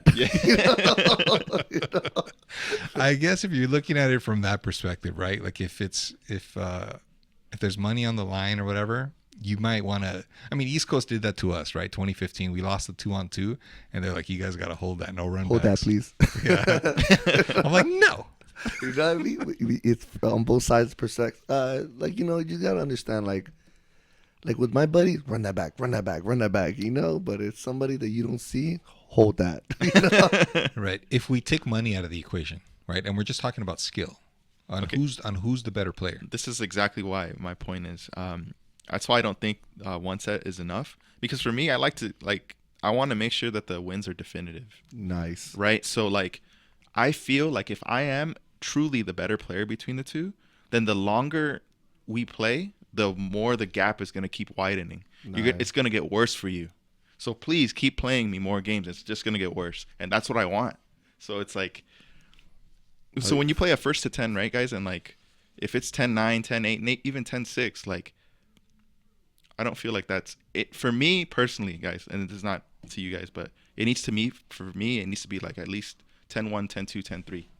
It needs to be very wide. Like, you got to make sure that that's very definitive. I agree. That's how I feel. Yeah, 10-4 for You want to me- make sure. Yeah, I want to make sure. Yeah, make sure. 10-4 for me feels like 10-9 or 10-8. Yeah. There's a couple other things to keep in mind though, like a lot of extra variables that are outside of just you two playing. Of course. You have to remember that there's different settings. Like it could be me versus Servbot, and it could just be us in my living room, just having a first to 10. Yeah. There's also that same setting, but with $100 on the line. There's also that same setting with Ray and World yelling in your ear. That's right. Yeah. During that set, you know, like there's different. So which one do you weigh more? So if I beat you in a first to 10, or let's say you beat me in a first to 10 in a casual setting, but I beat you in a first to 10 money match with people in the back yelling in your ear, which one do you value more? Well, the one. Do you value the set where we're both like, who can calm down each other's nerves, who can keep their nerves in check, or the set where it's just neutral and there's no reason for you to keep your nerves in check? It's just you're in total You're just playing. tranquility, Yeah. right? Yeah. Which one do you value more? High pressure settings or low pressure settings? Higher pressure settings. I think so. Yeah. So some people would agree with you and some people would disagree, saying, hey, well, if you take the pressure out of the equation and it's just you and your fundamental skills at their max. Who did that at Evo? Oh, just play in a room, just me and you. I don't want nobody there. That was one of the stipulations at Amir. Oh, Amir Amir- did that. Amir did that. Amir That's right, did that. that's right. Yeah. He, G-Con did that too, no? With Potter? Or yes. You know, yes. some people That's do right. that. Like, Yeah. oh no, you shh, play silent library. You know, Yeah, nobody. put the finger to your lips like shh. I don't like that, guys. But I don't that's- like that. I feel like, who cares? Like, about you yourself have to tune it out. If you're that great of a player, like you say you are, then none of that should matter. That's my opinion. I Again, love the hype. I love people Yeah, yelling, no even if problem. it's against me. no problem. Yeah. Yeah. You know? And it's all subjective, right? It's a stipulation. So if you guys can agree to it, great. If you can't, then you're not going to see the money match. Yeah, that's fine. And then going back to G-Con versus Potter, I mean, they weren't betting like $20, $40. They were betting thousands of dollars. Yeah. Yeah. So that I can understand. Like, hey man, I'll my- play you yeah. for this amount, but this is how it's got to be. And if the other person says, yeah, you got it, yeah, no problem, then we can do it. Like I remember Fnatic wanted to play J-Tron, but he wanted it in that setting where they were just gonna play like in a room. Oh, yeah. And I'm like, you fucking dirtbag, dude. I know you don't want us there yelling because, dude, we would have ripped that guy apart, Yeah, bro. Fanatic, right? Oh, Yeah. man. You saw the video he did on me too? Yeah, I remember that. Yeah, Servbot, you're gonna get served. Servbot's the weakest character in the game, so he's weak. Shut up. You fucking turd. That guy. Another MSP player. Yeah, but he's one button dash and he's whatever. Whatever, bro. All right, 2016 comes around. On that one, I remember we played losers finals, right? Who took you out that tournament? Was it me? I think he beat me both times that time. I think it was me, right? Yeah. Dude, that tournament was Abs' tournament. Abs was doing really good. Abs, he sent me to losers that tournament. Oh no. I remember thinking, oh my God, dude, this mother. His thorax is good. Yeah, and he had already gotten used to all of my movement, like my storm dashes, and he knew when to super jump short. Yeah. Like he had it all, man, and he just dropped the ball at the end. Yeah. Yeah. Did anything happen that year? Any good money matches? Yes, it was Rubillionaire versus Roundhouse. Who did you bet on? And I bet it on A Ruben? Fuck. Like, yeah, man. Oh, I bet on you gave me the $50. That's right. You and I side bet $50, dude. I was so pissed, man, because I had already put 100 on Roundhouse, like towards the pot, Yeah. and then $50 with you, and I'm like, son of a bitch. Dude, that was a $1,000 money match. Yeah. Hey, Ruben was beating fools back. He was taking out Roundhouse. He took out Andy Doom. Well, remember, Ruben, he was only playing sporadically, but his style doesn't really require A lot of practice. Because he's playing very defensive, very safe. Right. He was picking Blackheart Cable Doom, I think, or Blackheart Cable Cyclops. Yeah. And all he's doing is just annoying teams. I'm sorry, guys. And he wasn't even doing Blackheart Infinites or anything. And he was playing on controller. And on controller. If there's one guy that I would like to see come back, I'd like to see him come back and actually grind and take on some of the Alex's Arcade guys or somebody. Yeah. Have another, or the run back with Roundhouse. I know Roundhouse will take that in a heartbeat. Yeah. He just needs to play a little bit more with me. I remember after he beat Roundhouse, he was like popping off or whatever, and I called him out right away. I'm like, you and me. Yeah. He's like, nah, man. Dude, you should have seen when he beat Andy. Oh, was it Yeah, it was Andy Doom. Yeah. He bought cheeseburgers for everybody. Even Andy Doom. Didn't he say he was going to treat you guys to dinner or something? He did. And then he's like, all right, I need $20. Oh, then he's like, I need 20. Dirtbag. I'm gonna say that and then tell everybody, give me $20. All right, guys, I need $20 from each of you. No. That was in Vegas too. I was like, oh man. Oh man. Let's fast forward to Evo 2017. Now, that Evo, I was still living up north, but I had just quit my job. I had maybe about a month left at my studio, and I still went to Evo. And that was the year that you played a Spartan. You guys did like a quick 1st to 5 or 1st to 7 or something. I think it's 1st to 7 or 10, one of those two. I think it's on Daryl's YouTube. Yeah. I think, yeah. Just talking shit. You guys were on one for sure. Dude, we were drinking. Oh yeah, they were drinking. Oh yeah, that's right. They were drinking and then like talking shit. Yeah. Oh yeah, Spartan, I got you. I was like, shut the fuck up. Ray would be saying let's some fucking shit. play, dude. Let's get. Oh man, not much really happened. I mean, Sanford took that tournament, right? He won that tournament. I got second place. It wasn't that much going on. Was it 17 or was it 18? No, it was 17. 17. 2018 was the year that we didn't even do a singles. Oh, Because nobody, yeah. I think we only did a team tournament. Yeah. And then we couldn't even finish it because nobody showed up the next day. Yeah. So we did the 3-on-3. The 3-on-3. It was Khaos, Duck, and J-Tron versus Sanford, BDO, and Desmond. I was like, that tournament, it was pretty, I mean, that match was pretty hype. It was pretty cool because you hadn't seen Duck versus Sanford in a very long time. Yeah, that was almost like and it was on stage. Yeah. And it was on stage, dude. Dude, my butt cheeks were clenching so tight during that match. I was like, why? Yeah. Am I supposed to be here? Am I supposed to go back to that? Hey, Team West Coast did it. Yes, sir. We got the W. And more importantly, there's a lot of people that don't like it. A lot of shitbags that shit on that. But, dude, we did what we could, the best that we could to salvage that time slot. Because we had main stage time. And they're like, hey, I was so pissed off, bro. I wanted to be on there so bad, bro. I was super pissed off at that. Like, oh, what the fuck? Why the fuck is J-Tron up there? Dude, didn't you take a medal? You took a medal. You took a picture. Like, hey, guys. And it's crazy. A couple years later, I will have my own. Yeah, you know? that's crazy. Yeah. Like, this should have been mine. Type of picture. Hey, put that back. Oh, my God. All right, so 2019. All right. Up until this point, dude, I mean, there's not a lot going on behind the scenes. No, it was slowing down during that time. 2018-17 started slowing down. 2019, we had the High Rollers tournament. Dude. Did you enter that tournament? Before we get to that tournament, I played Duck at Super Arcade for $50. And I stepped up. I remember that, yeah. I tried to step up again, but Duck got the best of me. It was 10-6. But that video and that match opened up the gates to my world now, right? I finally go to Evo, and that's when we do the tournament, the High Rollers, for $100 entry, bro. That's crazy. Super tough, man. Competition, if you're paying $100, you're fucking serious. Yeah. we're fucking getting down. Somebody's dying that tonight. Somebody's getting bodied. Get him out of here.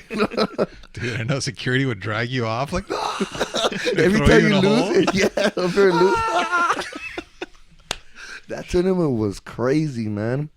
To know that I got 5th place that tournament, and this was a tournament run by Robert Fuji. Yep. Shout outs to Fuji. Shout out to Fuji. You know what I mean? That's my boy. The tournament was good. High Rollers. Ken ended up winning it. The money was good at the end, you know. Still for $100, damn, that shit. Yeah. I got 5th place. Unfortunately, I took Andy to losers. I got to losers because of Ken. It was pretty cool. They were calling me the Chaos Killer for a little bit. Yeah. A couple of guys took up that mantle. Like they called Abs that for a little bit. I remember. You know, it was like, oh shit. Fucking MSP Oscar called himself that for a bit because we did a 1st to 5 money match at Esports Arena. Remember it? Yeah. Santa Ana? Oh, Esports. Yeah. And it was 1st to 5, and I gave him 4 games, and he beat me once, and then no run back. Dude, I'll be so disrespected if somebody said odds with me. Like, oh, I'll give you 5 games. Like, hell no, fool. Let's go 0-0, fool. Yeah. How you say? What Joey say? We start that from zero. We start that. So 2019 Evo was really good. You know, Yeah. There was a High Roller tournament. A lot of people entered. It was like about 40 something. It was good, right? So that tournament and that Duck video opened the world of my gates.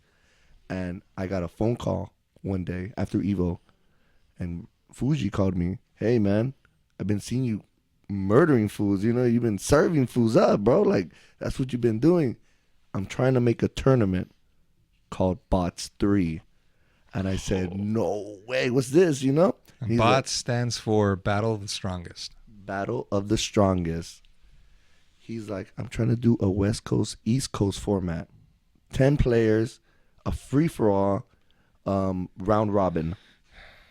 Round robins are invitational only. That's crazy. You know what I mean? Yeah. He's like, I called a couple people. I was talking to a couple people, and your name kept coming up. And I want to bring you out to New York. He said, I'll pay for your flight. I'll just enter the tournament. $250 a person. That's crazy. And I looked at my baby mama. You know, and I was like, I'm going. You know, I gotta go to this. Yeah, you know, like I'll see you later. There's no debate about that one. Yeah, like, so so after 2015, I just started elevating my game. You know, I was just getting better with MSP, and you know, and then I picked up my Rotron, my MSS, and I was like, okay, this is a chance for me to go out there and show them what I got. And I didn't go out there because for the hell of it. No, I went out there because I want to beat these fools. That was my style. Like I said, I don't like losing. That's just not in my vocabulary or in my dictionary, you know? Like, no. We went out there to go play, you know?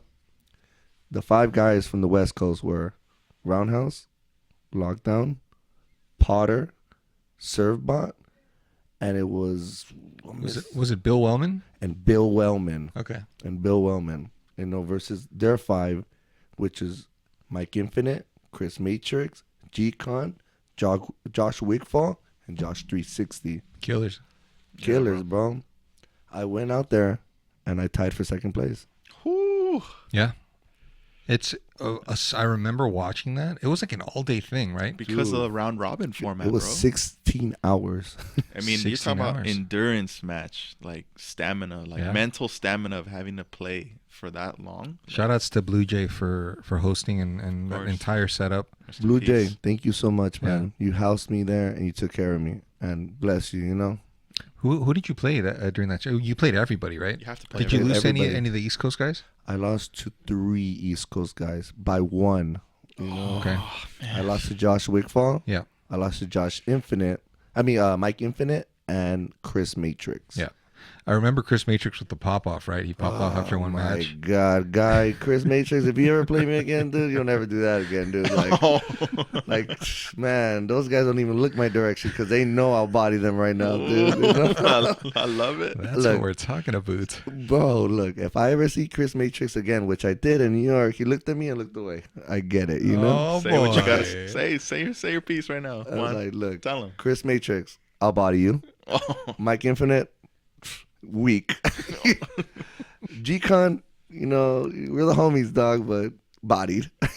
That's the first time. Oh, speaking about G-Con, that was the first time I played him. Oh, shit. That was the first time we finally played.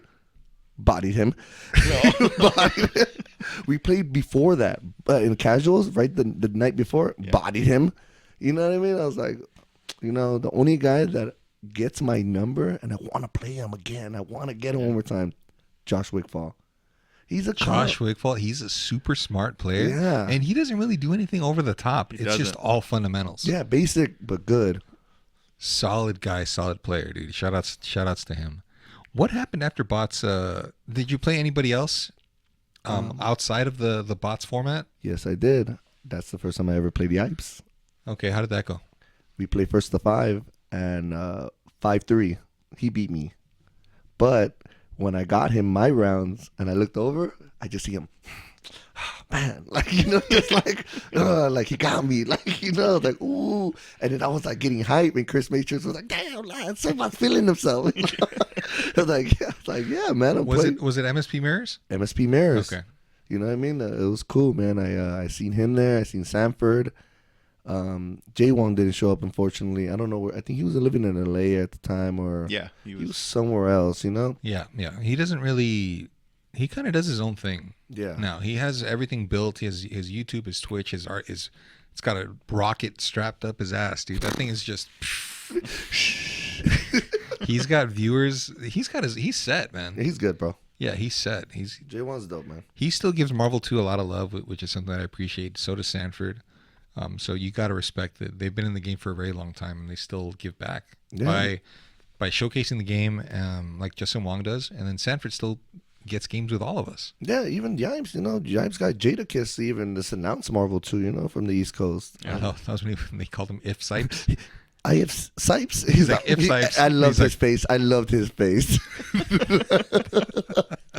Dude, that was so funny, man.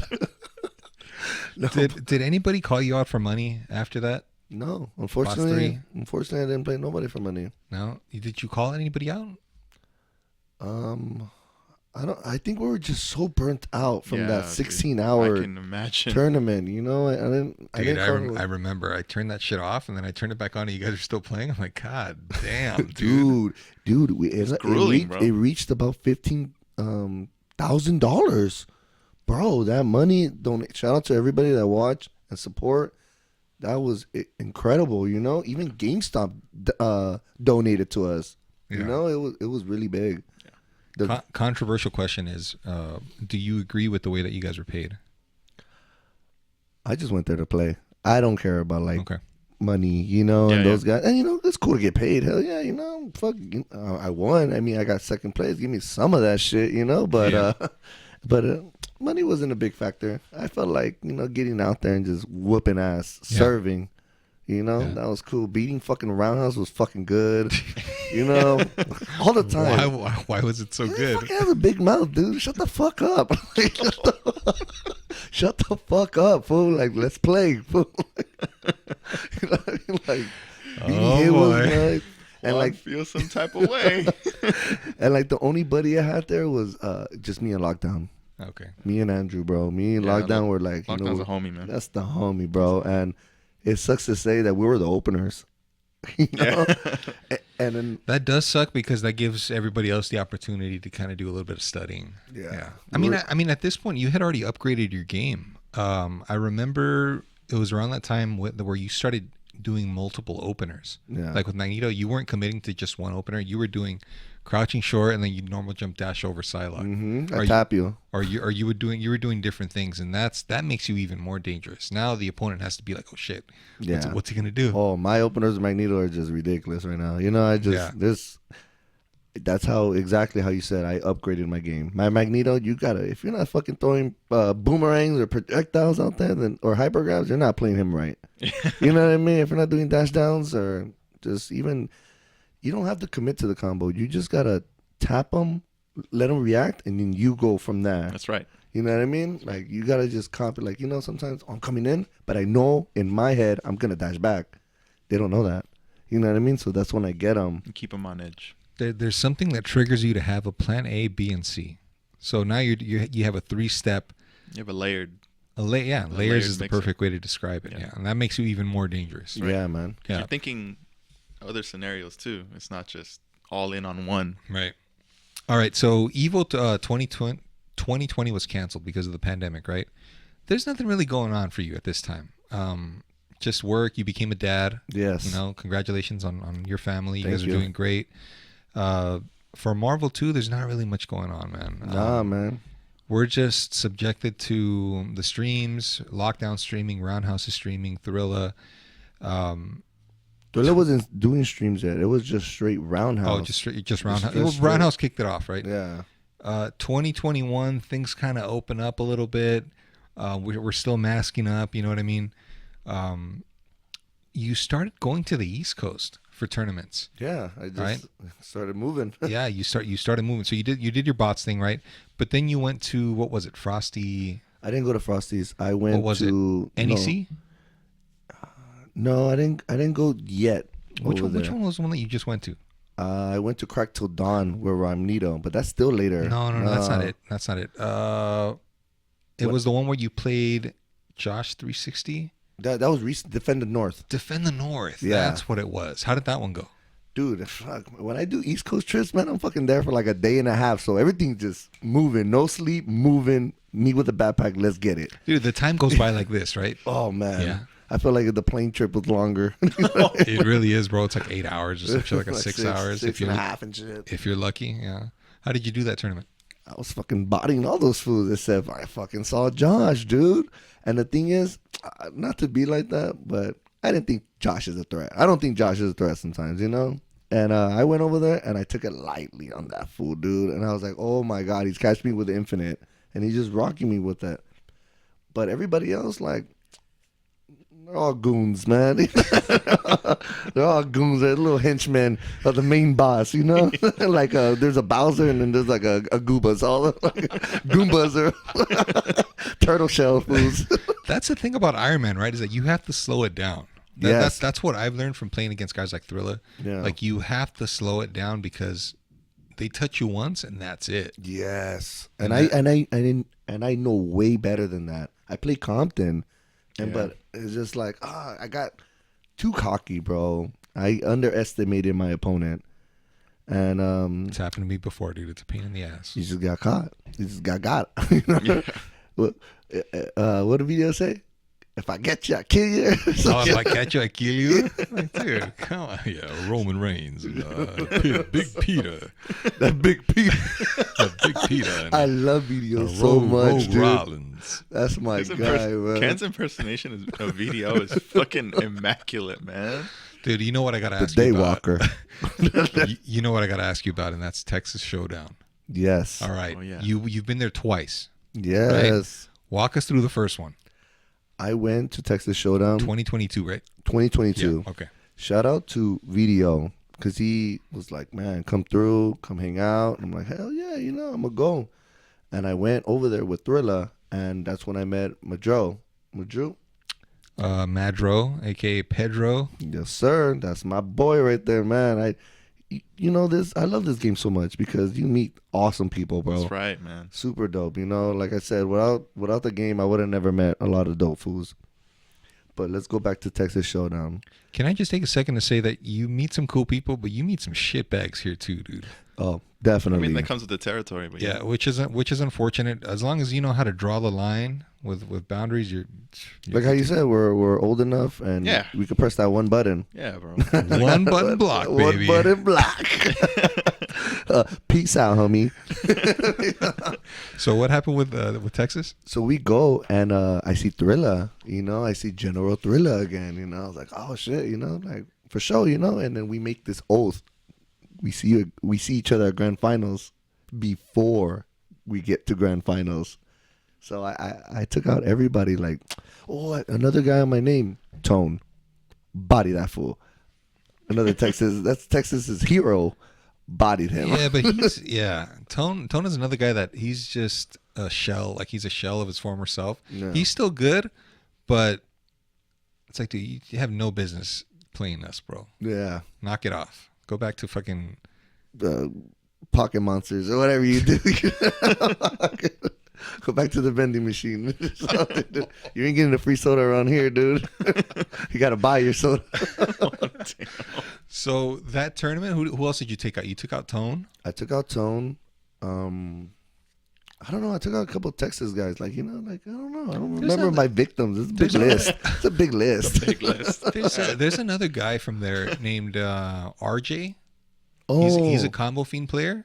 He's pretty good. He's not from Texas, though. Oh, he's not from Texas? Where's he he's from? from San Francisco. He's with the Eddie Dangerous crew. Oh, really? Yeah. Oh, I had no idea because I saw him there, good to and they kept calling him Khaos with a mask because he's got glasses and a hat on. Yeah. Like, wow, really? No, RJ, I didn't play RJ, but RJ's not a threat to me. Some of these guys, There wasn't really anybody over there, dude. No, I felt like the only threat was, not even Thrilla. Like, let me be real. Thrilla, hear this, bro. Check me out right now. The reason why Thrilla won is because I didn't take him serious. I felt like I'm a how you say it, like blow through him, Okay. I was gonna beat him like cake. Run right through him. It's because I was always beating Thrilla growing up. Thrilla was not a threat to me, and I'm like, oh, this motherfucker, dog, he caught me. Yeah. Well, Thrilla went through his own transformation phase where something clicked, and he just started 300%ing people. Yeah, bro. So you can't, like, you will learn from experience, right? You cannot take him lightly. I slept on it. Yeah, definitely. You know what I mean? And Yeah. We had our runbacks at his house, and I took him out. I was not playing around this time, but he says he's retired, so good luck to that. But I didn't see him as a threat, and I felt like I defeated myself. Like, oh shit! Like it was too long for my click to go on. Yeah. I was already in the hole, and I just dug my shit even deeper. Yeah, yeah. I was like, fuck! I lost to this guy. He's not even that good. He's not even that good. God, like, dude. And the bullshit part about it, he has War Machine and Iron Man. That's part of the mystique, I think, is that people see that team and they think, oh, it's a fucking gimmicky team. But it works, dude. It works for him. He has his setups. He has openers. He has openers, and he's quick with it, and he's on pad. Oh, yeah. I forgot So about for that. him to block is a lot easier because he just needs to move his thumb. Dude, I should have slightly. fucking hypergrab super that motherfucker. That's And he can mash out of that now. I've seen it. Yeah. Yeah, so he has a lot of tools, to help him out. So you cannot take him lightly. Did you get second place that tournament? I won the grand final. Grand second finals, place, right? Okay, yeah. so second place. The year after, you guys ran it back, right? What happened the next year at Texas Showdown? I lost to Potter. And this was 2023. 2023. Initially, who sent you to losers? Because I remember Potter. it was Potter. Potter took me to losers. Okay, and then After that, Roundhouse. It was Roundhouse, right? Oh my god. that's okay. Now for our listeners, our listeners at home, the cameras are on us. So sometimes in the heat of the moment, you might get up and you might pop off or something. I remember you getting up and you said something. You said something to Roundhouse like, Fucking suck. Looked at him dead in his eyes. was that really what you said? Yeah. And then I flicked off the camera. Fuck this guy. San Bernardino's bad boy in the mix. And then Did you call him out at all? I feel like you and Roundhouse would be a good set. Like if it was like first to 10. it's not gonna be a good set. I'm gonna beat him, bro. I mean, it would be a good set for the viewers. Yeah, right? yeah. It would generate some hype, and you guys would definitely get a lot of people, a lot of eyes on the product. Right. I would have called him out, dude. I never played around house like that. I think we played like $20 like years ago. But why haven't you called him out yet? I don't know. No. I just feel like that ain't shit. Like that's nothing gonna boost me up. You know? You feel like you're in a lose-lose situation? Yeah. I'm like, wow, this fool. Like if I lose to him, it's even worse. Like, oh hell no. That is true. Yeah. No, but the thing is, I finally fought Smooth Viper that tournament. Oh, okay, that's a good one. Yeah. Smooth Viper showed up to East Coast, man. That guy's cool. Like, you know, beyond all that bullshit. Oh, and he popped up on Roundhouse. Dude, I love that. I do remember that, yeah. Dude, I recorded everything. I felt like Roundhouse was going to cry. He looked at me, Servbot, help me. Did they play that year? Him and Smooth Viper? No, they didn't. Roundhouse didn't show up to the hotel. Yeah, they were supposed to. There's a lot of matches. There's a lot of matches that I've been waiting to see, and they just don't fucking happen. Neo versus Smooth Viper was another one. Yeah, Neo versus No, they didn't Smooth. play either. Yeah. Smooth and Roundhouse didn't come to the hotel. That's what happened. Would you be open to a first to 10 with Roundhouse, or? Oh, Yeah, I mean, okay. right now, I'm down. Or do you feel like your mentality now is you're looking for just matches that are gonna Elevate me? elevate you? I mean, like how you said, for the viewers, we haven't had like a full good first to 10, me versus Roundhouse. That's right. You know what I mean? I took them out at bots. They were calling me save bot. You guys know that? No, I don't. No. No, it was a time where Roundhouse was just 2 up. Like his points were Oh, in like terms of everyone else. in terms to everyone else, and it was the final round. If Roundhouse would have beat me, the tournament would have ended because his points were too high already, and he was beating everybody. Yeah, he was. I was like, what the fuck? Yeah, You he was losing on to the turn. this dude? Like, you And- know? Dude, the thing about Roundhouse is that his style cannot be emulated. Yeah. It cannot be duplicated. So there's only one person who plays like that, and that's him. Yeah. You could pick the same characters and the same assist, and you won't play it like he does. We're Yeah. gonna need that AI shit going Oh, real dude. quick for Yeah, this guy. and that's why people lose. He was beating Lockdown, Potter, Josh 360. I'm like, dude, can anybody stop this guy? Yeah. I showed up with a cape. Super Servbot. Super serve I body, just said the yellow hair, face, dude. I was like, and I beat him. I think it was 4-3, and I got on the last match. And dude, save by. The tournament continues another 5 hours. Like, fuck. yeah, thanks. It's like, That happened, and yeah, I think I would like to play him. You know, but the thing is, I don't want to fast forward too much. But Evo just passed. Crizzle became our champion. I took out Roundhouse at Evo. Easy. It wasn't even a match. Like, I feel like I'm better. I'm better than Roundhouse, definitely. And I don't feel like, you know, I'm giving him the chance to play me. Right. You know, I'm not satisfied if I play him now. You know, I can understand that. Yeah. I would like to see you guys play. I guess if there was no animosity, because you know Roundhouse would talk. You know, he likes to hype it up, right? He understands the promoting side of it. I think that it would be a good match for the community if you guys were to run it. There's a lot of matches, dude. Like you and G-Con should run it again. yes. Although G-Con says he's pretty much done with the game, I guess. You and Josh 360 could run it back. Like, Oh man, there's a gosh. lot of opportunity, bro. A lot of opportunity for some good matchups to get eyes on the product. You know, Crizzle just won Evo 2023. Did you Yes. enter that tournament? Yes, I did. What did you get? I got third again. Okay. But a lot of killers, bro. You had Jin in there. Jin he's a formidable opponent, He's my right? new rival, man. Yeah. He's my new person I play. And he's a guy that won't say no to playing. Like if you want to play, if you want to run a set, he'll do it. He's down. And every match he's playing to win, dude. Yeah. You know that. Yeah, so that's definitely a good match. I wouldn't mind seeing you guys run that thing back. Dude, every time we play it's 10-9, 10-9, 10-9. The time I won it was 10-8, and then we ran it back. It was 10-9. I was like, but Peru champ, he's my guy to play. Yeah. He's my new rival, you know? Every time I see him, it's Mando. Yeah. Run it, no I was casuals. going to ask you about the time that you guys first money matched. Oh, I beat that fool's ass. Can you tell us about the headphones? You should have seen my face right there. You should have seen Juan's face.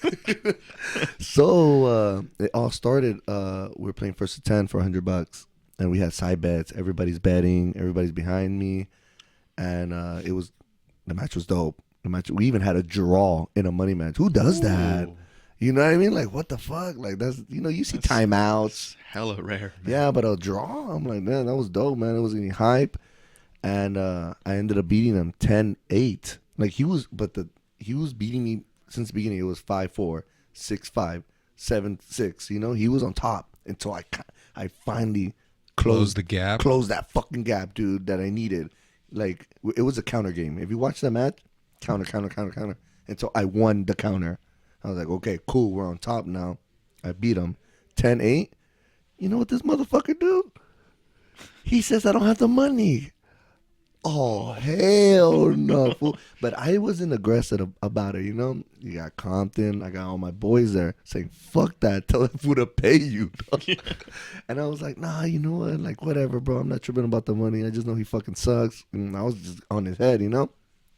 So we go outside, right? And he's like, I don't have the money. Akuma, Aldo was going to pay you. And Akuma's like, I called Akuma, hey, where's my money? Akuma's like, what money? Oh my shit. God. Yeah. So it was getting worse on Gene's side, right? And he's like, I'll give you my headphones and my phone. And I was like, I don't want your phone. How am I going to call you when I'm for my money? How am I going to take your phone? What the fuck are you going to disconnect the next day? Jesus. So he gives me his headphones. And a week later, Rudy Tutti Frutti, Rudy pays me 110 interest. Nice. You know what I mean? So for the trip back down, you know? Yeah. And I beat him. The first encounter we did, I beat him. So, you know, I'm telling you, I was money matching. Not like big money, thousands, but I was there. It's good, man. The money match setting gives you that pressure you need you enjoy that setting. I love that. When there's something on the line other than just pride. Yeah. Right. So that's a good way to get that fix. Yeah, it was fun. You know, even Peru came to Evo 2015, 16, I don't know, and he played Sanford. I remember him at 2014. 14, yeah. That was when he played the guy from Japan. I used to chill with that fool at Eric Summers. What's his Sal? No, not him. I'm talking about the Japanese dude. Taka. Yeah. Yeah, he came over and it was like when nations collide. It was Peru versus Japan. Oh yeah. Yeah, I met him, man, and I had a lot of games with him. Rotron? What was that? Was he playing Rotron, the Japanese? He was, yeah. Dude, and you can tell that his style, like, it's not from the West Coast. It's not from the East Coast. It's just there's just something about the movement that's just wow. This is unorthodox, or how do you say? It's really unorthodox. Servbot, we're gonna wrap things up here. The community has some questions for you. Yes. Hopefully you can take the time to answer. Ruben Martinez from Oxnard. Shout out to him, dude. That guy, he's been making trips down to chill with us at Thrillas. He's been donating. Truly a great part of the community. So shout outs to Ruben. Nice. He says, for Mr. Servbot, what did you feel was your worst loss, and what kept you grinding forward from that point? That's a good question. I felt like my worst loss was it's a little funny story because this was Reloaded, and the first Reloaded, not 2.0, the first one. 2014? Yes, sir. And who took me out completely from the tournament was Clockwork. You know, and I had... Oh, wow. Yeah. And I was up 1-0 against him. I was going to close the gap, but I felt like Andrew Lockdown was next to me just trying to coach me how to beat this fool. And I'm like, shut up. You know, like, shut the hell up, you know. But I felt I lost, and I felt devastated. And I got 18th place. I was really down there. And I was like, oh, dude, this sucks. Like, it wasn't a good feeling. I try to redeem myself, you know. for But sure. you know, the next day, like how we said, like it didn't stop me, but I did feel down. Like fuck, man. Like damn, man. I practiced, you know. Like Yeah. like what the fuck? Like I really went hard this whole month, you know, for the tournament, and just to lose like that, like I was like fuck, man. And how I bounced back, good question. That's when I got chunks the next day, you know. You did get chunks up, but you also have to look forward to, or you look to the next year. Third place at Evo 2015. Yeah. I was grinding again. We're back. Like, we're back to where we were supposed to be. Because that's how I felt, dude. When I reloaded, I got like 5th place. Yeah. That's how I felt, dude. Like 5th place? What the? Yeah. And then J-Tron and Pasadena were on top. Yeah, I was all emo and shit. Tonight will be the night that I will fall for you. Over again. All right, Thunder Trunks Gaming. Shout outs to him. That guy's been putting out some good content on YouTube. He says, Servbot, how do you stay positive and motivated during a loss? During a loss, like if you're down on a set. Personally, like how I am personal, I'm always like a hype guy and a cheerful guy and giving the next guy love, you know? Just, you know, sometimes losses do break or make people, you know? And when I take a loss, I don't see all the bad in it. I see, you know, maybe I could do better next time and, you know, just be positive. You just don't ever stop. You know what I mean? Don't dwell on it too much. Don't dwell on it. Don't just fall down on that. You know, like there's so much more to you and you could do better, you know? Great answer. The second part to his question is also, what is your best achievement in this game that you're always proud of? Oh, that was a good one. My best achievement, and I'm always proud of, just being invited to Bots 3. My that was just like an opener, like a little goal, you know. Like they sponsored me. That one phone call changed it all. Yeah.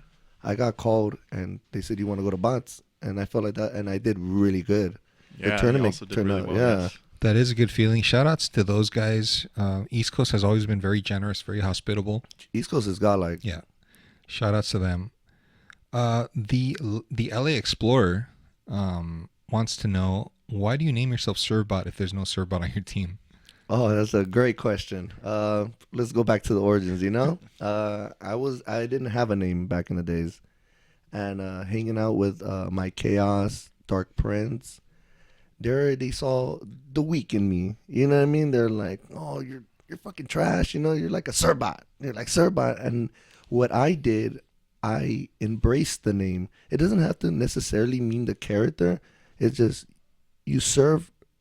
I'm serving people. You know what I mean? Like, this is my thing. Like, I like the name. I like Capcom, first of all. I really love Capcom. I grew up on Capcom. Nice. So, but the name just, it was just dropped to me, you know, and I embraced it. I took it That's in. dope, man. You know what I mean? And I Made still liked it. Turned into something That's a positive. great way. That's a great way to take that and embrace it, like you said. Yeah. The final question, Juan, is we're going to wrap it up. There's a segment of the show that I like to call the runback. Now, if you had the time stone right now and you could put yourself back at any given point in time during your Marvel 2 career, is there anything that you would like to correct? Is there a set that you've lost that you wish you could go back, knowing what you know now, and fix it? Who would it be against? If I could go back in time with the time stone, I would like to fight. This is not somebody I fought before.